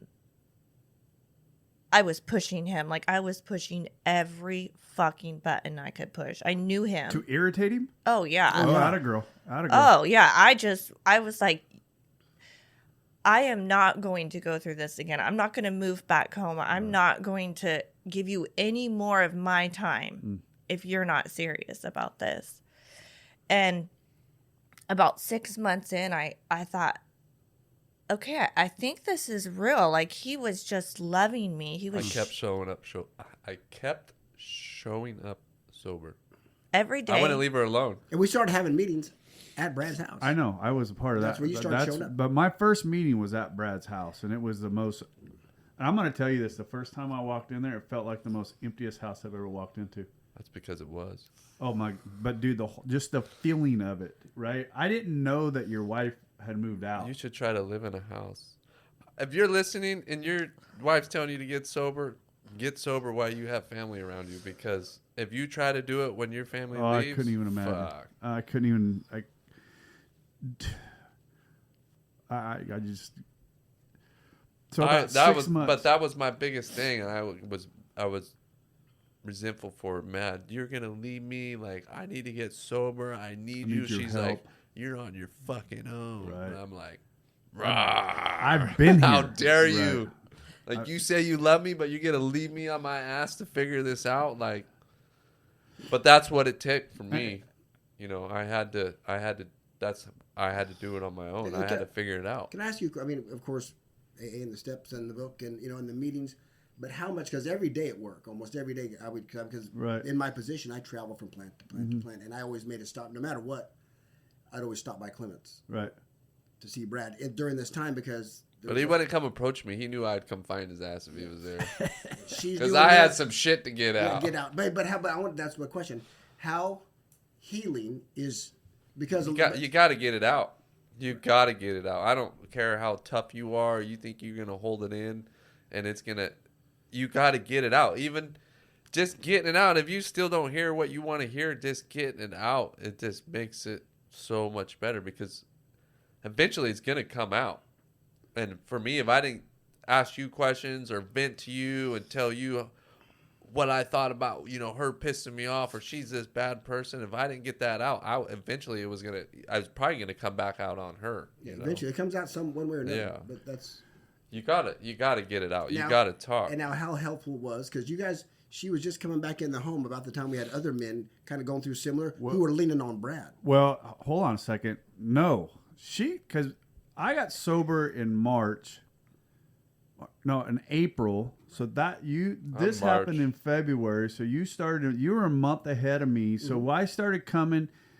So in March, She was out of the house for 8 months. Right. It was May. It was May when I first started. I'm pretty sure May or June when my first meeting at Brad's, and it was like it was cold in there. In fact, I didn't come to the next week. I didn't come back because it just felt that, and I think it was just the vibe of the house. And I think Brad, you were still pretty angry at that time. Oh yeah. Brad was still struggling. I was angry at her for a long time. Right. Because how could somebody, this is how I felt. How could somebody that loved me so much dump me on my ass and tell me to figure it out? And like, at this point, I'm like, she ain't coming back. But either way, I'm going to show her that I could get sober. I'm going to ask this question only for other people, but how long could a man that loves a woman so much continue to hurt a woman so much? That's the question I ask myself, Brad. Whenever I start, you know. But that's from this perspective. No. That's what I understand. But when I was like, how could that woman do that to me and hurt me? Right? That's me. That's me. That's us. But what we don't look about is how long we hurt them before they did that. But here's where I stand. We had the house. We had the white picket fence. We had the dog. We had the kids. We had a refrigerator full of food. We had nice cars. We had money in the bank. I did this. I did that. I did this. I did this for you. Yep. But that's how I was raised. Right. Nope. Me too. And I thought, are you complaining about? Yeah. What fucking the fuck are you complaining about? I'm not dead. Yeah. And so how long till the wheels? But I wasn't like. My parents loved me. You know, there was love in our house. I seen a lot of crazy shit, but I never was really raised how to love a woman. Like I struggle with it to this day. Is I do not know how to love. Like I'm learning. You know, we just celebrated 8 years last week, of marriage, and I'm still learning her love language, and it's hard. It's a struggle. Grace, how's he doing? You're still here. On what day? But no, but I mean, again, I'd love to say I'm a great dad, but that's up to you. Ask my 22-year-old daughter and my 19-year-old son, because those are the ones I parent. I can say I'm a great husband. Go ask my wife. I can't answer that question. Right. Grace, how is he doing? You're still here. I know you love your husband. I know he loves you, but how is he doing? He's working on it. Yeah. She got 3 dozen roses the other day. But what did you do wrong? Which is great, but how's he doing? Everything. I love the roses are great, but how's he doing? Get it out. You got hate in your heart. Get it out.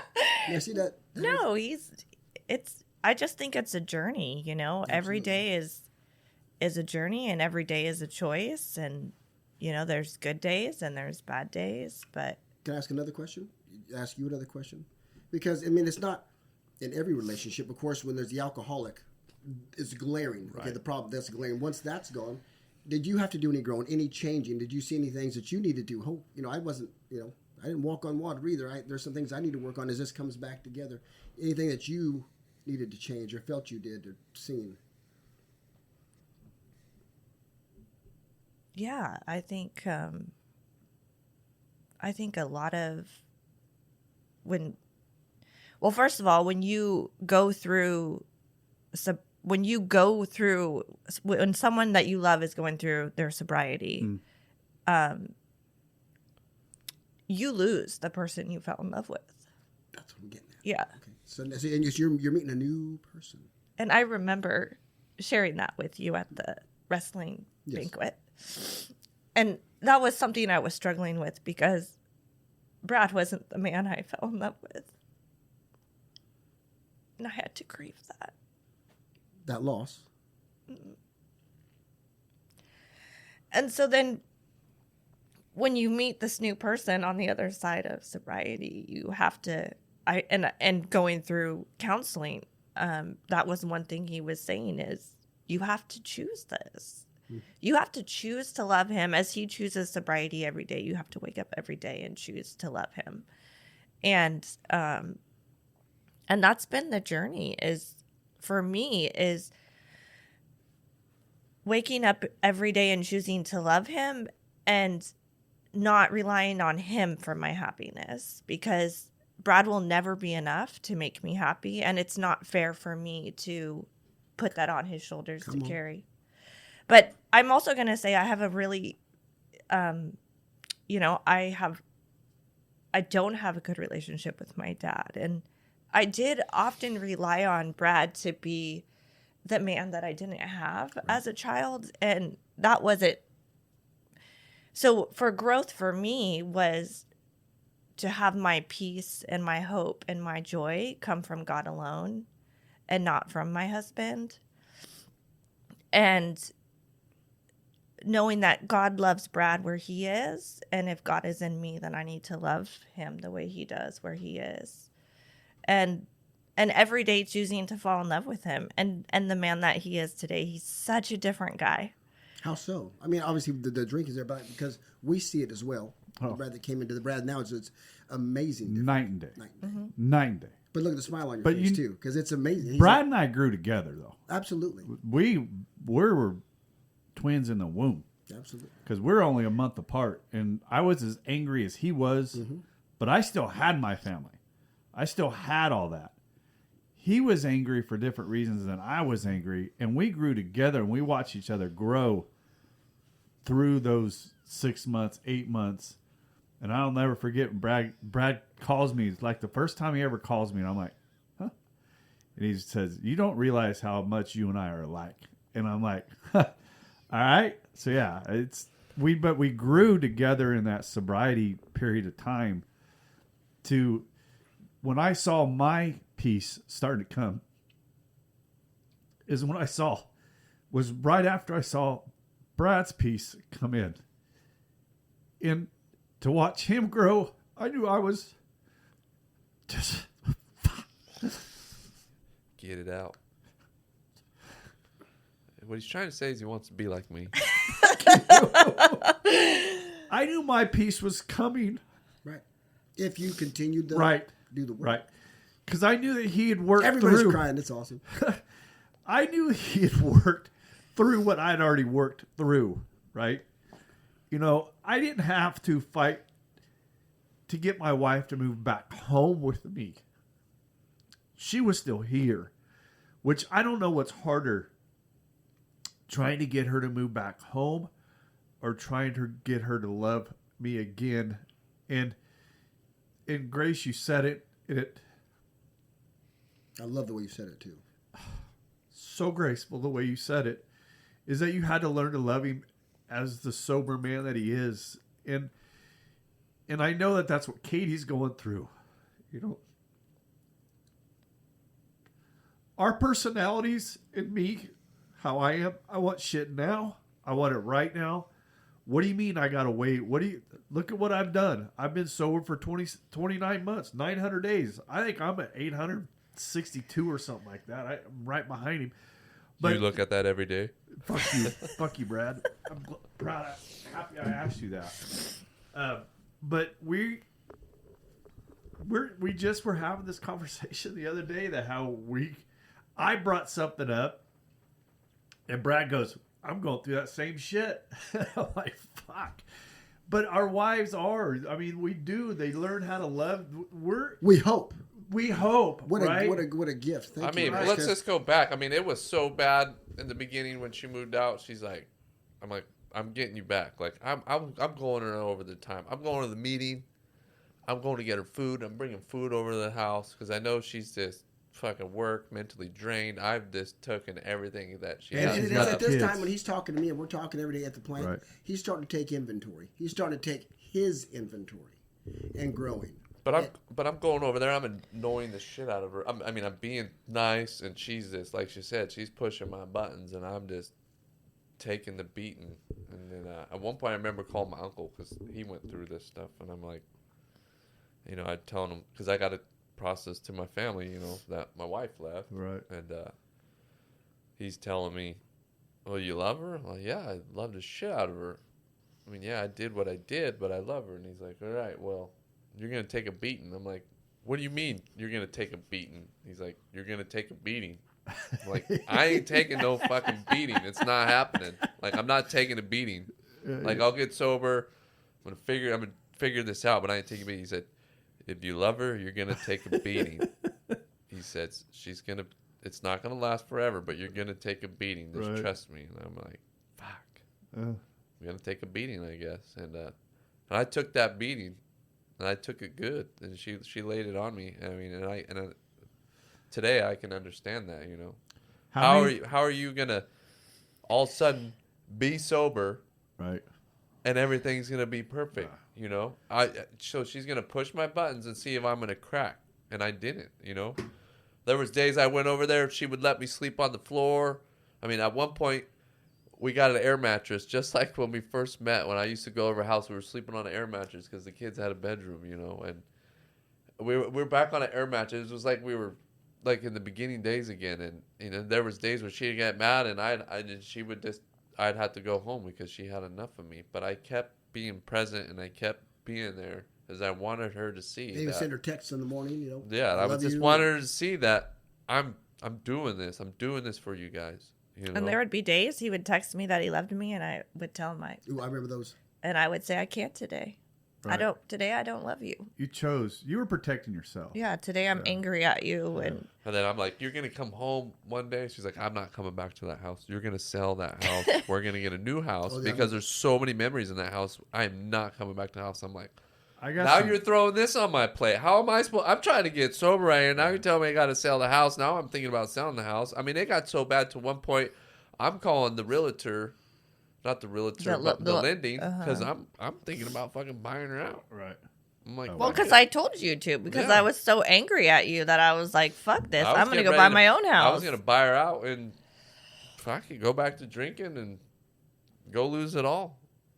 How many men in our meetings that we go to do we hear that's what they chose to do, right? I mean, you hear that all the time.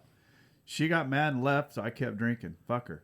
And how many of those men, if you really truly ask them, would you still be married to that one? Yeah, probably. Oh yeah. If my drinking would have been, they don't, because they're remarried, right? So they don't say no. I would still be married to that one, and I regret it. But they know that because they made the decision that you just talked about, and they gave up what you two now have, which is to me. My relationship with Katie, and I've said this to other people before, my relationship with Katie, in my eyes, for me, I'm more deeply in love with her now than I think I ever have. And I think that has to do with my age. I think that has to do with my sobriety. I think that has to do with where I am in my relationship with God. I think that has everything to do with my serenity and my peace in life. Because I know what God has given me and what that woman went through to still be with me, shit, that's a saint down there. That woman for Brad came to a crossroads in his at 8 months sober. We've had a lot of talks around the water truck at his place. At 8 months sober, just out right before, just out right into his 8 month. Well, I knew where I'll finish what he's gonna say. Say it. I knew I was doing the right thing. Is when I told Rob, I said, that's when I flipped the script. I'm like, all right, I'm being sober for me now. Attaboy. Like that was coming. If I'm, but everything changed for him. I mean, his whole demeanor. Right. I'm like, I'm gonna be sober, and I'm gonna be sober for her. Like, I still want my family back. But if she says, no, it's too late. Like, I'm gonna be sober for the next woman because I've already got a good record. And what I was saying earlier when I saw that was right about 9 months, and that was when I saw it for myself. Was right around 9 months, 10 months. So my thing is, I don't care how you get sober, what takes you to get sober. Your dog died, your dad died, your wife left you, whatever, or it's this time. But whatever gets you in, right. Get you in. Right. But you will find out that you're going to stay sober for yourself, because if you don't stay sober for yourself, you're not going to stay sober. It ain't going to work. Right. It ain't. How many times? But once you see life change, and I thought I was the shit. You know, I thought I grew up. I thought I was maxed out on growing up. Now, I'm with you, brother. I'm growing. Right. I'm growing every day. I mean, I still have bad days. They happen. Do I think about drinking on a bad day? No. I don't think about drinking anymore. If I have a bad day, I'm thinking about how I need to fix that, how I need to be better. Right. I'm still not the best lover. We still are married. We still have issues, you know. We still have our differences. It's going to be like that till the day we die. It's just being sober for yourself makes it a lot easier, I think. Grace, do you ever get jealous of where he's at? Not jealous, but I'm trying to think how I say that. Do you think that, I don't know how much. I want to say in the beginning. I want to in short a time. But I want to say in the beginning, you say you can't get sober for me. You got to get sober for you, and that used to piss me off. And I have to get sober for you. But that was the counselor I had. He was 35 years sober. Okay. And BT. Big difference. And he was amazing because he. I could say if it wasn't for him, I wouldn't be with Brad. He's also a believer. Yes. He was just incredible in the healing journey. But to what you're saying, in a sense, it's kind of bullshit because you're the one, while this person is drinking, you're the one that gets the beating. You're the one that's called all the names. Everything is your fault. They're in hell and they bring you with them. Drag you. And then all of a sudden they get sober. They're surrounded by pink clouds. The life is great. And you're still trying to climb out of the pit of hell that they dragged you down. And so, yeah, there is resentment that there's so much joy over here. Yeah. So much celebration when you're just trying to get your life back together. I think Katie fights that a lot. And we haven't really talked about. So in our book, page 82, he is like the farmer who came up out of the cyclone cellar to find his home ruined. To his wife, he remarked, "Don't see anything wrong up here, Ma." But that's how what we're like when we first got sober. It's like, fuck, I'm sober. Why isn't everything normal? Everything's great, peaches and cream. Look at us. But we forget. Top of page 64 is what we fucking forget. Right, because we forget that our years of destruction and tearing down, it don't come back as easily to somebody that's not done the steps, been through the steps, done the work that we have, right? It's not as easily lifted. But I think the thing that people, and it may or may not make sense, and this is the only thing that has helped me, the pit of hell and the pit of darkness that I was in when I was in my drinking, it was so dark and so deep that when I got a glimmer of light, that pink cloud was beautiful to me. Everything was, I was still in a fucking pit of hell, but I had that pink cloud starting to grow, right? And I knew that that's where I was headed, and I was fucking happy about it.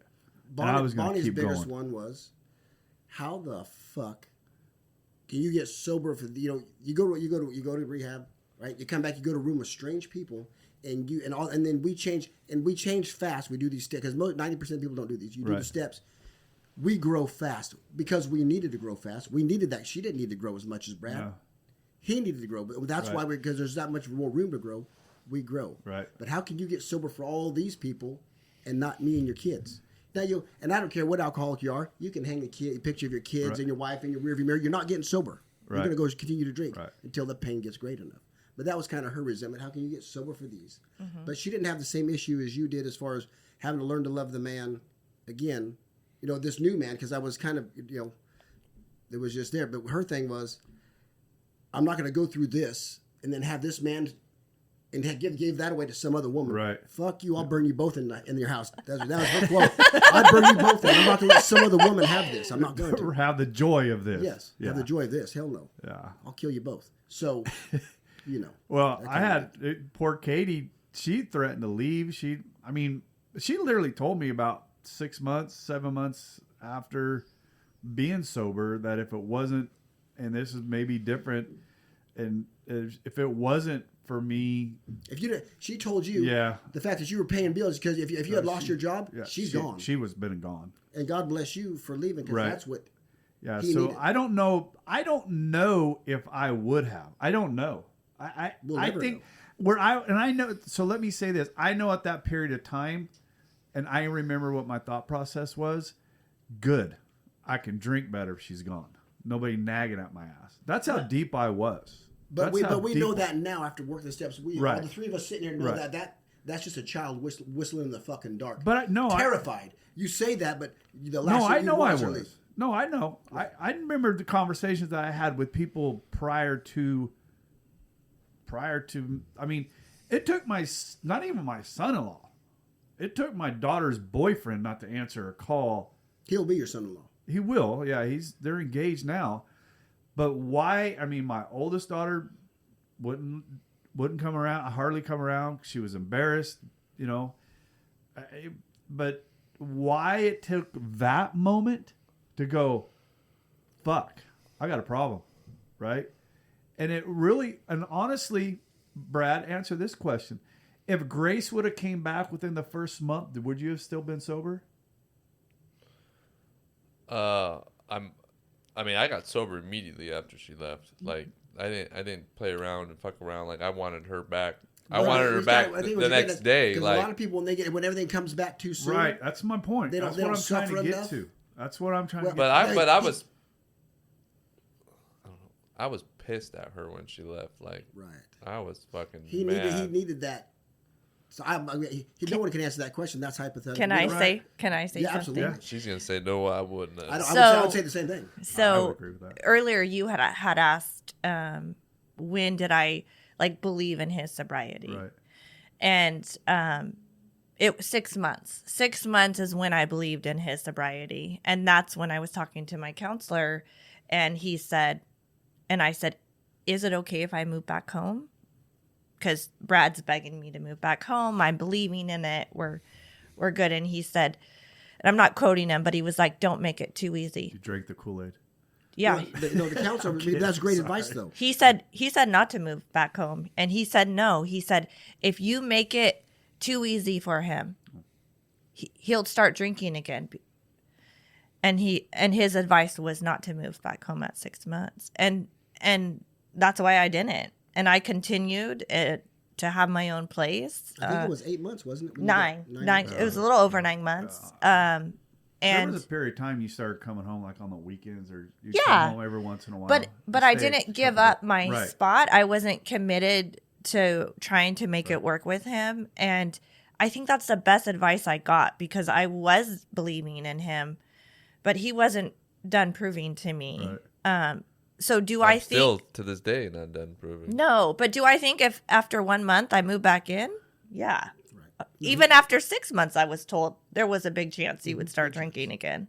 So I'm super lucky that she found that counselor, and If it wasn't for that guy, I'd like to give him a shout out because he does a lot of help for people in our area. But I wouldn't. I don't know if it would have meant. There's two things that kept us together. Was we were married. If we weren't married, right? See ya.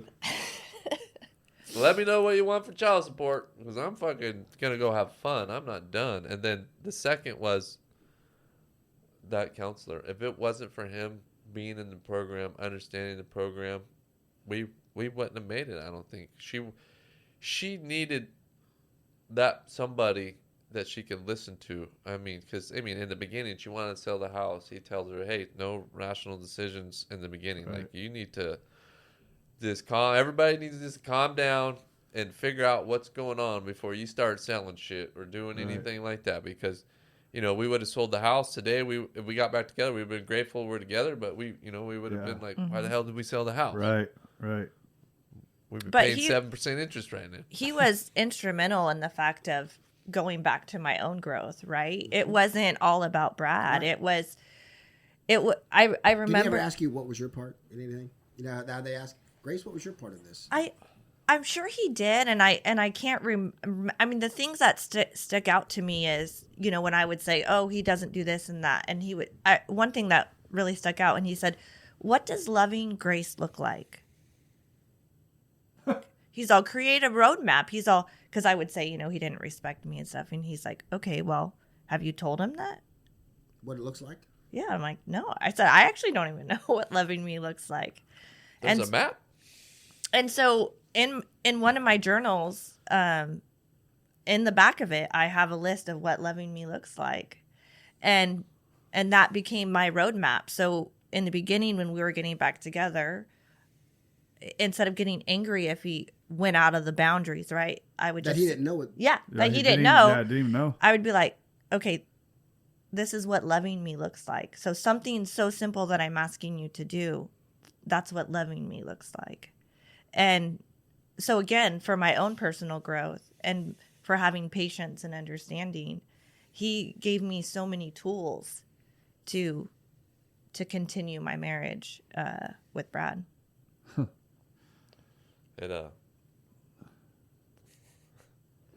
By the grace of God, we're married today. Mm-hmm. We still, like I said though, we still have our battles.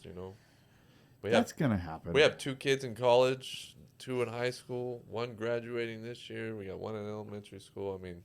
Luxury. We have right.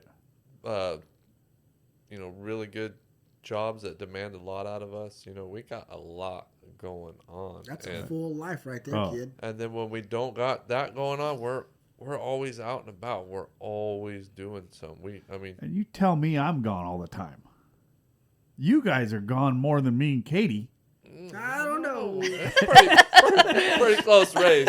We go. We got an argument about it the other day. I was mad because we just go. But now here we are. Let's look at what we're not complaining, because we're not. You guys aren't complaining, but look what we have to talk about. Right. Mm-hmm. Luxury problems. Look at these luxury problems. Look at these blessings that God's provided through this. I have a good friend that reminds me of that all the time. He's a prick too. Yeah, he is. You got fucking rubber hat. That sounds like a fucking luxury problem to me. But and more things that I'm grateful for now. My kids.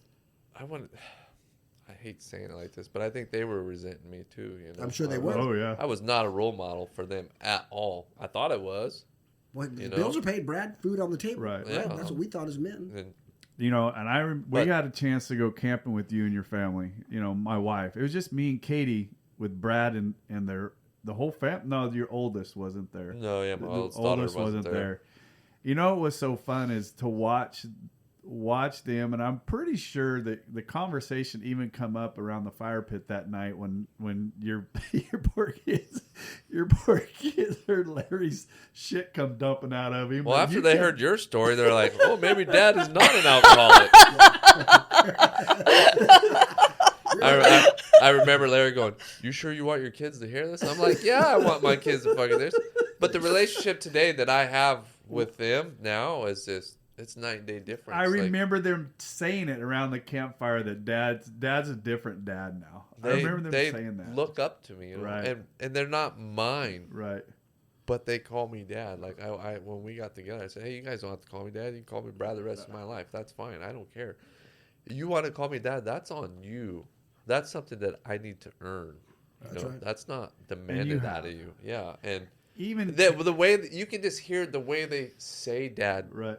The way the tone that comes out of them, their voice, like it's different than back in the day. It was like there was no doubt those kids. They're so happy. They know you were their dad. They know home. No doubt. Home is safe now. Right. It's a safe zone. Before it was like, what the fuck are we gonna walk into today? Or when they got back from their dads, like they didn't know what they were walking into. They didn't know we were gonna be at each other's throats. If I was gonna be drunk, they knew I was gonna be drunk because that's just I was drunk. Given. But what kind of state, what attitude, how was my day, And I'm still working on it. I still have bad days, and I try to work on it, and I'm trying to be the role model that they need to be. I'm not the best role model for my boys to show them what a lover is, because I'm still working on that to this day. But but you show them vulnerability as a man that, hey, as a father, we don't walk on water. Right. And when we fall and we fail, but we pick ourselves up, and this is how a man of faith carries himself. This is how a man of faith conducts himself to the best of his ability. I want to be like Peter. And I don't want to be like that guy.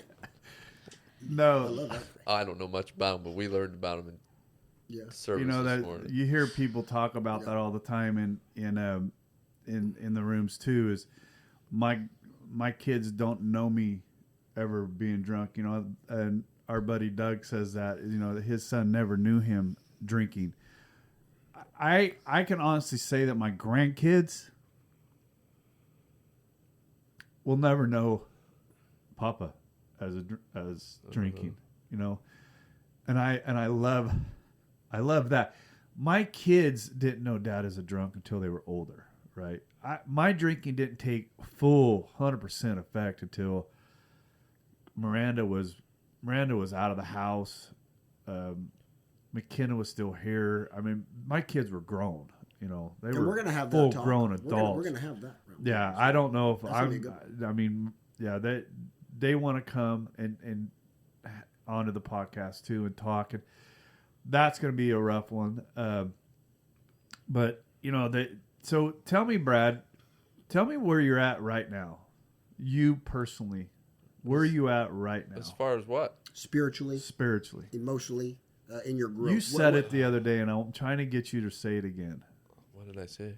You talking about how happy you are right now. What's your joy? Where's your joy come from? My joy comes from being sober and starting to mature again. And you never stop learning. You stop learning, you're screwed. We went to church this morning. We haven't been in a while. And it's not my favorite thing to do, but my wife loves it, and I want to go and support her. But when I leave there, I feel like my battery's charged and I'm ready to go again. Holy Spirit working again. I have one question for Grace before we get going. Go. I love this, and I've been given the gift to do this, right? And there's been a few wives I've had just a little bit, and I got to do a little bit with Grace, fear inventory, resentment. Have you ever thought about doing more? Because have you worked through, I don't know what you've done since. Have you worked through it? Because there's a lot, there's a lot, I believe, that there still needs to come up and dig up and be free of. Have you thought about any more of that? Maybe going back to that gentleman or doing something? I mean, have you? You know what I'm talking about. I think, so for me personally, and for anyone that's listening that is a part of this journey that has a loved one that is getting sober or down the sobriety path, I think that taking an inventory of your resentments and your fears is, you have to do that, because it's so key in putting down your own sword, right? And understanding that your fight is not against the one that you love, the one that's sober.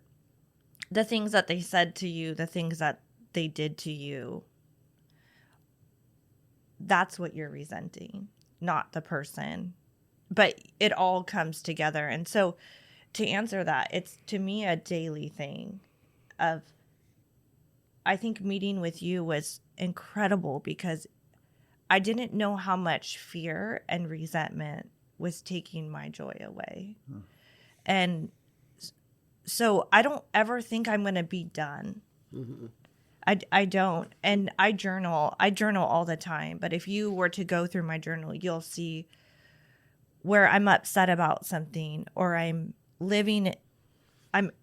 angry, scared. And I go back to identifying what is it? Like, what is it that I'm afraid of? What is it that I'm resenting? And just recently I was journaling and there's two things that I fear almost every single day, and that's Brad relapsing and it's death, right? Dad dying was huge for me.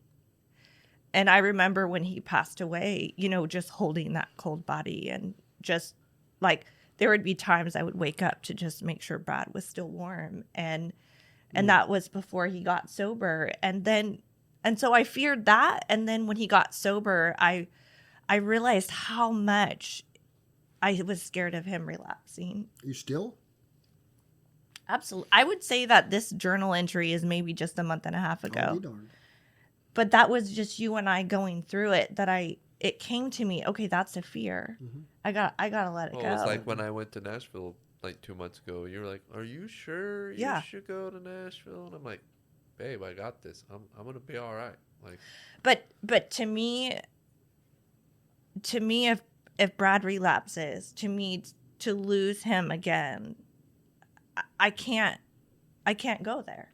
And I don't need to go there, right? I don't need to, but I kept living in that fear. And so to any person that is living with someone that's sober, I would encourage them to do that step. And not one time, but to constantly live it.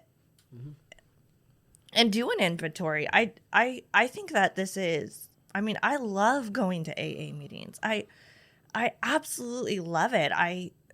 You get to be a part of and hear these stories. And I'm someone that grew up in church. I went to church 3 to 4 times a week and my entire life until I was 18. And I remember the first AA meeting I went to and just crying and thinking, that was a speaker meeting, if I'm correct. I think it was a birthday night. It was a birthday speaker meeting. Great story. Yeah. And I remember thinking, this is church. Oh, baby. Powerful church. This is church. God didn't come to heal the healthy ones. Well, he came to us. Yeah. He left the 99 to get the absolutely. The drunkard and the prostitute. Absolutely. Right. Because we know our condition. Right. You know, when we're faced with it, we know our condition.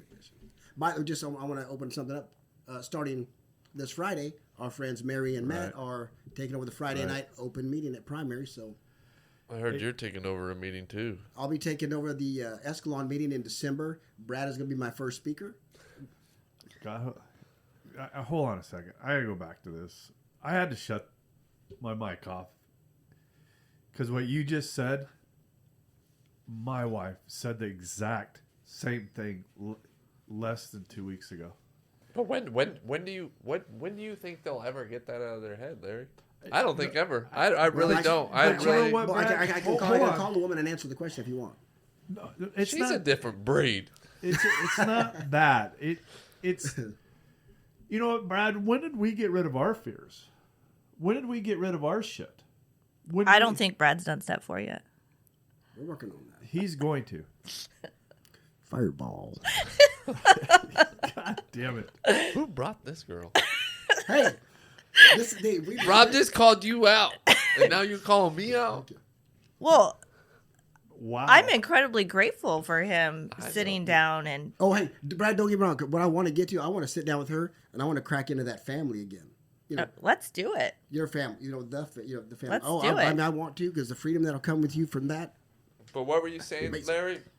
The fear of dream. So we had to do our fear inventories, right, to get rid of our resentment. Okay, I forgot, Grace, that he hasn't gone through them. It's fine. Thank you, Grace. You know what? Sponsored He's by Fireball. going to get. He's going to get through them in his time.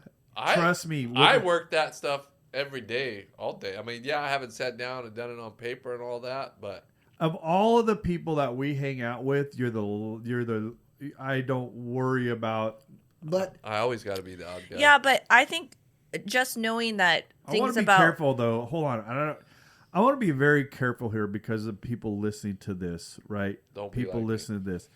Not doing your steps it's dangerous. is If you're very, very dangerous and completely unadvisable. You know, Brad is. I know people that have been sober 30 years, and never. You guys work with one, never been to an AA meeting. They just dropped it. You know, okay, but let's preface that. If you're an alcoholic of my time, right, you will have little, if any, chance decent sobriety if you don't get through these do steps. these. Yeah, Brad. Now some of us hit different bottoms. Sometimes the bottom comes up and hit us. He will. Right. I promise you. And does he? He will. Does he live this? Yes. But there's going to come a time when a man's going to say, Brad, and it's coming up quick because I've kind of set it up. I've kind of orchestrated it a little bit. Anyway, will you help me? You can't take a man through what you go through. So Brad might have to stay one step ahead, but he will. But he's also living this. Right. So, yeah. I like leading them to the water, and then I let Rob. You know what? Do the And rest, I'm the same way. Yeah, But I got some good advice. I'll talk. I'll answer the phone and walk you through it. I'll That's answer why I the want phone to get to one anytime. more thing. Right. What it helped Brad get sober and get through all this. We had shortly after he came in, there were two other men that was. Well, I'm not going to say their names, M and E. Yeah. Right, going through the same thing, and they wouldn't call. I was sponsoring them.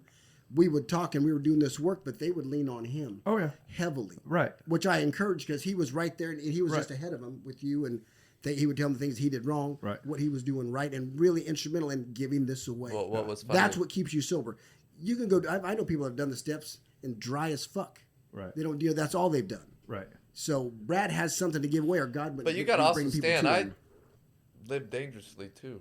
You know, Hey, I don't Grace, recommend. Thank you for pointing out because it will happen. I don't. It has to happen. I don't recommend doing what I do, but I'm not going to live my life sober and boring. I'm not going to do it. No.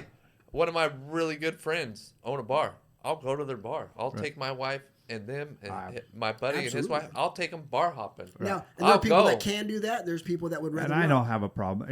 You come to my house.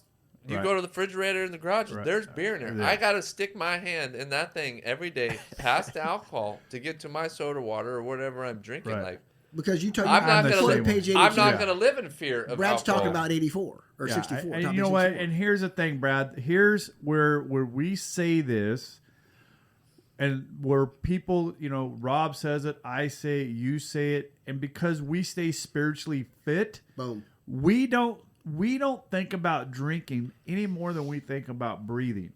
And when I, you know, you were because drinking worried, wasn't our problem. No.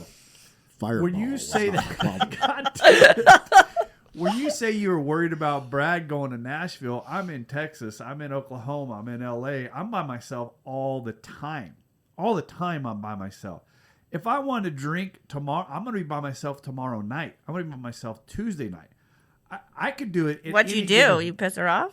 No, I got to travel for work. I'm gone all the time. So for me, if I was going to drink, I would have no problem doing it. Yeah. I could be drunk for 3 days and nobody would know it except for me. I guess. And I have to be spiritually fit. I answer to myself and God above. That's all I answer to. And if I can't answer to thy own self be true, if I can't do that, I'm going to live a miserable. My next tattoo, and I'm leaving Tuesday. I'm going to go down and get the rest of the back of my arm done. It's Jolie Mullen down in Bakersfield. Does it look like that? Oh, good God, he's going to do it, and I've always wanted this, but where it talks about it in the book, and I meant to have this up, but it's a whale and a dolphin getting it on. You're an idiot. It's where serenity meets calamity. And God enables us to match calamity with serenity. Yeah. And it's where the two rivers collide, right? And there's a great story about it. There's all kinds of stuff about it. But it's always, when I read that in rehab, when I read that section where Rob just said it, I never did understand it until about 9 months, 10 months, as I was saying, about the same time Brad and I hit that 9-month window. I finally figured out where that calamity, where you can have your serenity, and live in a world of calamity and their peace. And that's where we're at. And I don't want to live any other way. I don't. We can't. I won't. We can't afford to live in fear. They won't. crop up. When they crop up, we ask God to remove them. That's why it's legitimate. I mean, for people of faith, because I remember, if you remember this conversation, you were pulling up to the house. You were still living elsewhere.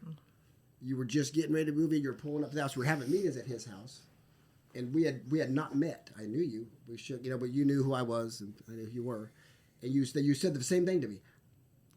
Why you haven't come back home? I'm afraid. I'm afraid for the other shoe to drop. I'm afraid. I said, well, are you a woman of fear or are you a woman of faith? Or no, I didn't. I said, are we supposed to walk by fear or do we walk by faith, not by sight? I was quoting the Bible because she knows, Brad always said how she knew the scripture, and she picked up on it right away and stopped, and said, you're right, but she's still afraid. Right. But we can't stay there. And we can't stay there. No. But I'm just going to say this, Larry. The two, or all three of you guys are in control of your sobriety, right? Katie and I have no control over it. Every day we're just living at the mercy of you being in control 100%. Of your sobriety. 100%. And Larry knows all about that because he has to be in control of fucking everything. Jesus Christ. So he knows exactly what you're saying. And that's hard, to live every day and not be in control of your future. Well, and I think what's hard for us to understand. What do we control? I mean, as far we as don't. The only thing I can control at any given moment in my life Right. is my attitude, my effort. Right. I can't control my kids, my wife, Right. my sobriety, God, the wind blowing. I can't. My attitude, my effort. It's all I really control. It's an illusion. But now, if you see him not doing, like, there are times, Barney, hey, honey, like if I get busy doing, think you need to go to a meeting. When she says that, of course, I'm like, oh, what are you seeing? She goes, you're getting snappy. I'm hearing maybe, this word and this word coming out of your mouth a little more. Okay, that doesn't mean I'm getting ready to drink because I'm not. Right. I mean, again, drinking wasn't my problem. Drinking wasn't his problem. Right. Our liquor was but a symptom. Right. We had to get down to causes and conditions. He did that. When he came to the rooms and he continues to do this, or come with us, he's getting down to causes and conditions. That drink's getting further and further. It's not even, it's a minute. Right. Now, if you start seeing him not do that, going away, not going to church, those things, that drink's getting closer. That's when you need to, but now, he's as far from a drink as a baby. Right. It just is. Yeah. I mean, for sure. That's what I'm just sharing that. It's hard to get there. And again, as the months turn into years, days turn into weeks, weeks turn into months, and months turn into years, you'll start. But it'll get easier. Trust me, it will. But let me ask you this, Grace: has he ever quit drinking and been this man? Has he ever quit drinking and become this man? I think last time I quit drinking, I was like hella quiet and shit, and then she was like, "Well, you don't even talk. You don't do." I was just sitting on the couch, I'm just trying to power through this. No, but the difference is, I've fallen in love with this man. Right. So now I've fallen in love with him too. Exactly. I know what you're afraid of. You're not afraid of him drinking. You're afraid if he drinks, what you're going to lose. Yeah, because I love him. I love the shit out of him. Right. I love him more today than I've ever loved him, and so I live in the fear of losing. Yeah, but hey, we got work to do. Yeah. I think this is where I don't understand, and here's for me, and I'm speaking only about me right now. And Jesus, you guys have no idea how editing this thing's going to do, but right now I don't give a fuck because this is too good. We're working on my marriage right now. I'll tell you the truth, and not that it's bad. It's just I'm trying to help Katie understand. I'm trying to help her to not live in that fear, right? And the only thing I could say, we had to turn it over. I'm gonna stop you real quick. We had to turn it over. The only thing that me and you could do to help them ain't shit anymore. We lost that. We lost that. But what I'm saying, Brad, is all I could tell her is that if she did what I did and went through what I went through and gave that over. And you're talking about this. Yeah. But it's not even this, Rob. It's, yes, going through my steps, we did what we do, right? We're fears, resentments, everything we do when we do in steps 4, 5, and 6, 7, 8, and 9, we do that. But every day when I wake up, I have to open up my hands and say, take what you want and give me what you will. Right? Every day I do that because I cannot, if I try to handle anything, I will fuck it up. I will stress about it. I'll get anxiety about it. And I'll get a phone call about it. And I'll get not only you, Jason, Brad, Doug, everybody gets phone calls. That's the tools. That's our tools. Right. And that's what we do. And it's typically not Larry asking opinions. It's typically Larry fucking screaming about it. Because you already know the answer. Right. It's me convincing myself that what I have to do and what I have to do. But going back to my point is I want to help Katie with that. Because we're fixers. But what you got to do is let her come to it and let Grace come to it at their own pace. So, Larry, have you seen that video with the nail in the head? Yeah, I think I sent that to you guys.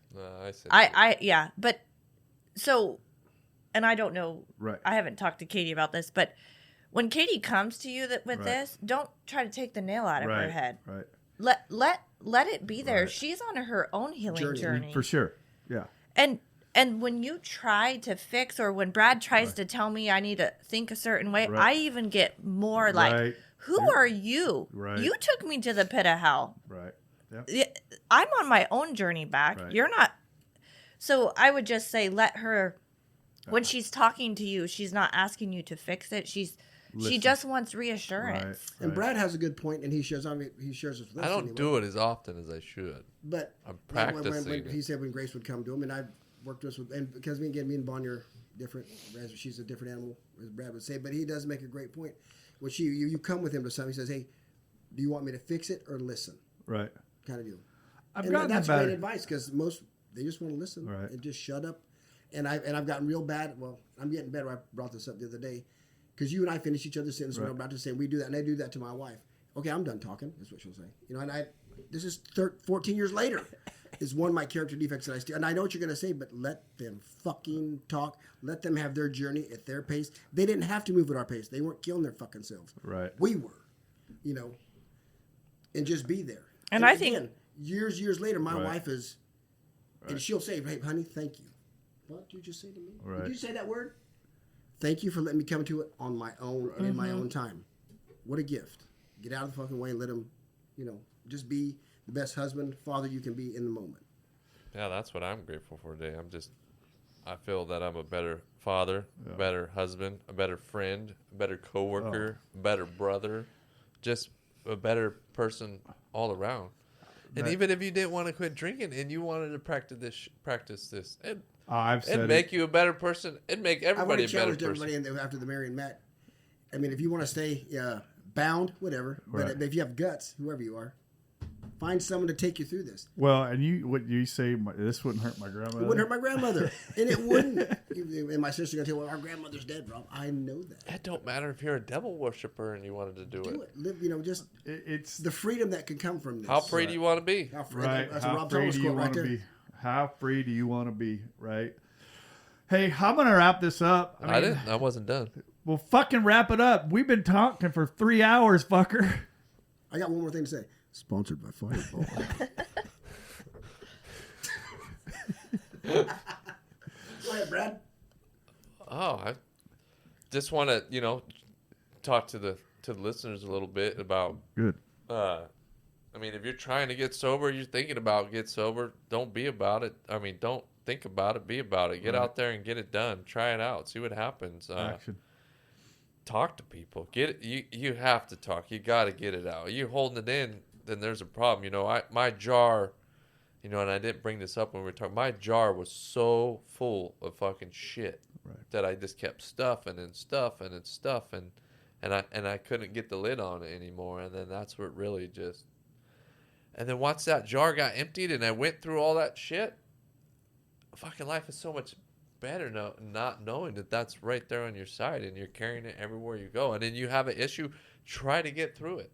It might not be that day, that moment, but the faster you get through it, the better you're going to be. You're not going to carry it. I didn't want to get sober. I did not want to get sober. No drunk wants to get sober. I remember my first drunk and I remember my last drunk, and neither one of them were any fun, But now that I'm sober, I wouldn't have it any other way. I love being sober. I love talking to people about being sober, or I don't go looking for people. But they find you. When I got sober in the beginning, I'm like, oh, Rob, I want to help people. I want to get people sober. He's all, they'll come to you. Don't worry about it. And they did, and they do, and I just love now. I wouldn't say my specialty. I really am good at helping people that are going through the same shit that me and you went through, Larry. I like it. Helping other people through their sobriety, that's how I stay sober. Yeah. It's what keeps me sober, what keeps me going. And then it makes me make sure that I'm walking that shit that I'm saying, I can't be telling somebody some stuff and I'm not doing it. I'm so grateful to be sober. I got sober when I was 36. I think I had a good run at it. It wasn't that great. But why do you need it? What's it do for you? Right. It's just poison. It ain't. I mean, yeah, I had some good times when I drank, some parties and stuff. I had some good times, but other than that, it ain't. No. It's fucking poison. On. But you sent us one in the group, and I wish I could remember it. It said something to the effect that I choose to not drink because I why do you drink? Because I choose to not drink. Or they ask you the quote. Why don't you drink? Oh yeah, well, someone finds out you don't drink. Is that what you're talking about? Yeah. They're like, oh, well, why don't you drink? Well, if you don't do meth, no one asks you why you don't do meth. Like everybody says, oh, you got a problem. Yeah, I got a problem. But for me, I'm open. I'll fucking tell you. I'll tell my story. I don't have a problem with that. But is that what you're talking about? Like, well, it's kind of like I like being clear headed and all these things, and having fun. Why do you drink? Right. To have all these things, you're enjoying all these things. You say, I enjoy them sober. Yeah, I people ask me, why did you get why all that on your arm? Why did you get your sobriety and your the A triangle? Why all that? Because I've been asked about my tattoos, and I can't. That's the other reason why I wanted to get it finished, because that's the only thing I've been asked. Because I walk through airports and I get all the time, and I've been asked several times. One asked me if this was a satanic thing, and I had to explain to him, no. You should have said yeah. No, and I've had people that recognize it come up and say congratulations, or they say Bill, you're a friend of Bill's, or anything like that. But what's the best one is the ones that come up and ask me, what is that? And I have an opportunity to explain to them what it is and have a chance to tell my story, because everything on this arm from the very beginning has been my story of sobriety. You tell me I'm allergic to alcohol. I break out in handcuffs. Well, you're lucky, because when I got that big old skull tattooed on my neck, people were wanting to know if I was going through a midlife crisis. No, I had 52, 53 years old as I got that first tattoo, because that was I got this one on my first birthday, and then these were done on my second one, and then. So I'm going to finish a little bit real quick. Okay, so, hit me. Like I was saying to the listeners, I mean, if you want to get sober, get sober. I waited till my wife left, and I think that's the hardest way. Some days I wish I would have just got a DUI. Right. Than the pain and the crying and the emotion that I went through. But I'm not saying it would be easier. I mean, Larry knows a little bit more about it because his family was still around, but it might have been harder. But to me, sometimes I felt like I needed my wife to be my cheerleader, and I didn't have that. The only person I had was me, and then the guys I found that surrounded me to be my cheerleader through that, to tell me I could do this, and then just to see them, how happy they were and how good life was. I mean, they're still going through problems. Fucking Rob went through cancer, sober, but went through cancer. But he knew how to deal with it, Tools. Yeah, he knew how to deal with it without drinking. I know there's a lot of people out there suffering, a lot of people, and it's crazy. When I took alcohol out of my life, they say it only takes 4 days to get sober, but a couple months into all those problems I had, they just kind of slowly dissolved away. Like half of that shit I was just carrying with me for no reason. Like you see people talking about this and that. It's like, just quit drinking and watch it go away. Right. It'll fucking go away. And then you can start working on you, who you want to be. Yeah. You have a choice. I have a lot to work to do. I didn't know how much work I had to do, too. I thought I was the best husband, All the women wanted me. Like, if you don't want me, there's like 3 of them over there eyeball me. They'll take your spot. No one wants me. I'm grateful she wants me still, Right. She's beautiful. I'm lucky. Right. Blessed. I won the lotto right there, So me and Grace, we kind of made up an email. I don't know if anybody reach out. We would love to that's a great idea. I love it. Talk to people, I think we really could help with marriage, I mean, there's women out there suffering in silence. You know how many men like this are out there just treating women like shit, thinking they're the shit. They provide, they put the roof. Right. We want to just put it out there. If people want to reach out, my wife you could either leave a phone number or email. She can email back. I can email back. We would love to give our gift back to somebody. Yes. So you're gonna love this, Rob. The email is 2 shots and a beer. Is it and or is it the letter N? No, I don't make it complicated. Give it to him, Brad. And it's 2 spelled TWO shots and a beer at yahoo.com. Feel free. It ain't gonna hurt if you got a question or you want to throw something out. It ain't gonna hurt. Right. It's not gonna hurt. Yeah.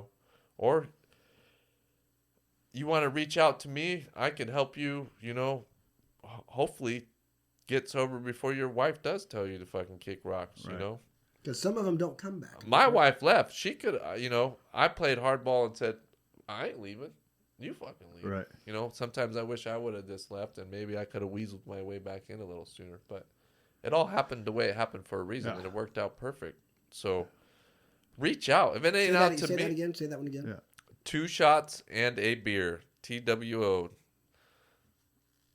At yahoo.com. Yahoo.com. But reach out to us. Right. Reach out to somebody. You got to reach out. If you ain't reaching out, you ain't doing shit. Because your program is not working. Nope. And that's the program you're running for yourself. And we have to stay within. We have to stay in this book. We have to stay within our fellowship. Can I tell you what Brad just did, Grace? So this is the fears. What keeps Brad sober? Oh, sober. Chapter 7, working with others. Practical experience shows that nothing will so much ensure immunity from drinking as intensive work with other alcoholics. Right. It works when other activities fail. This is our 12th suggestion. Carry this message, which is what he's just doing.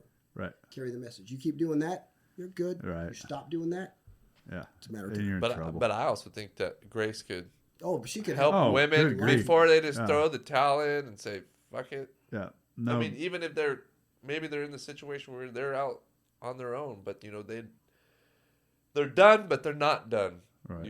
She was done, but she wasn't 100%. Like, well, I still love the shit out of you. Yeah, she was hoping that I was going to find myself, and luckily gave you the space and time to do that, without filing the divorce papers.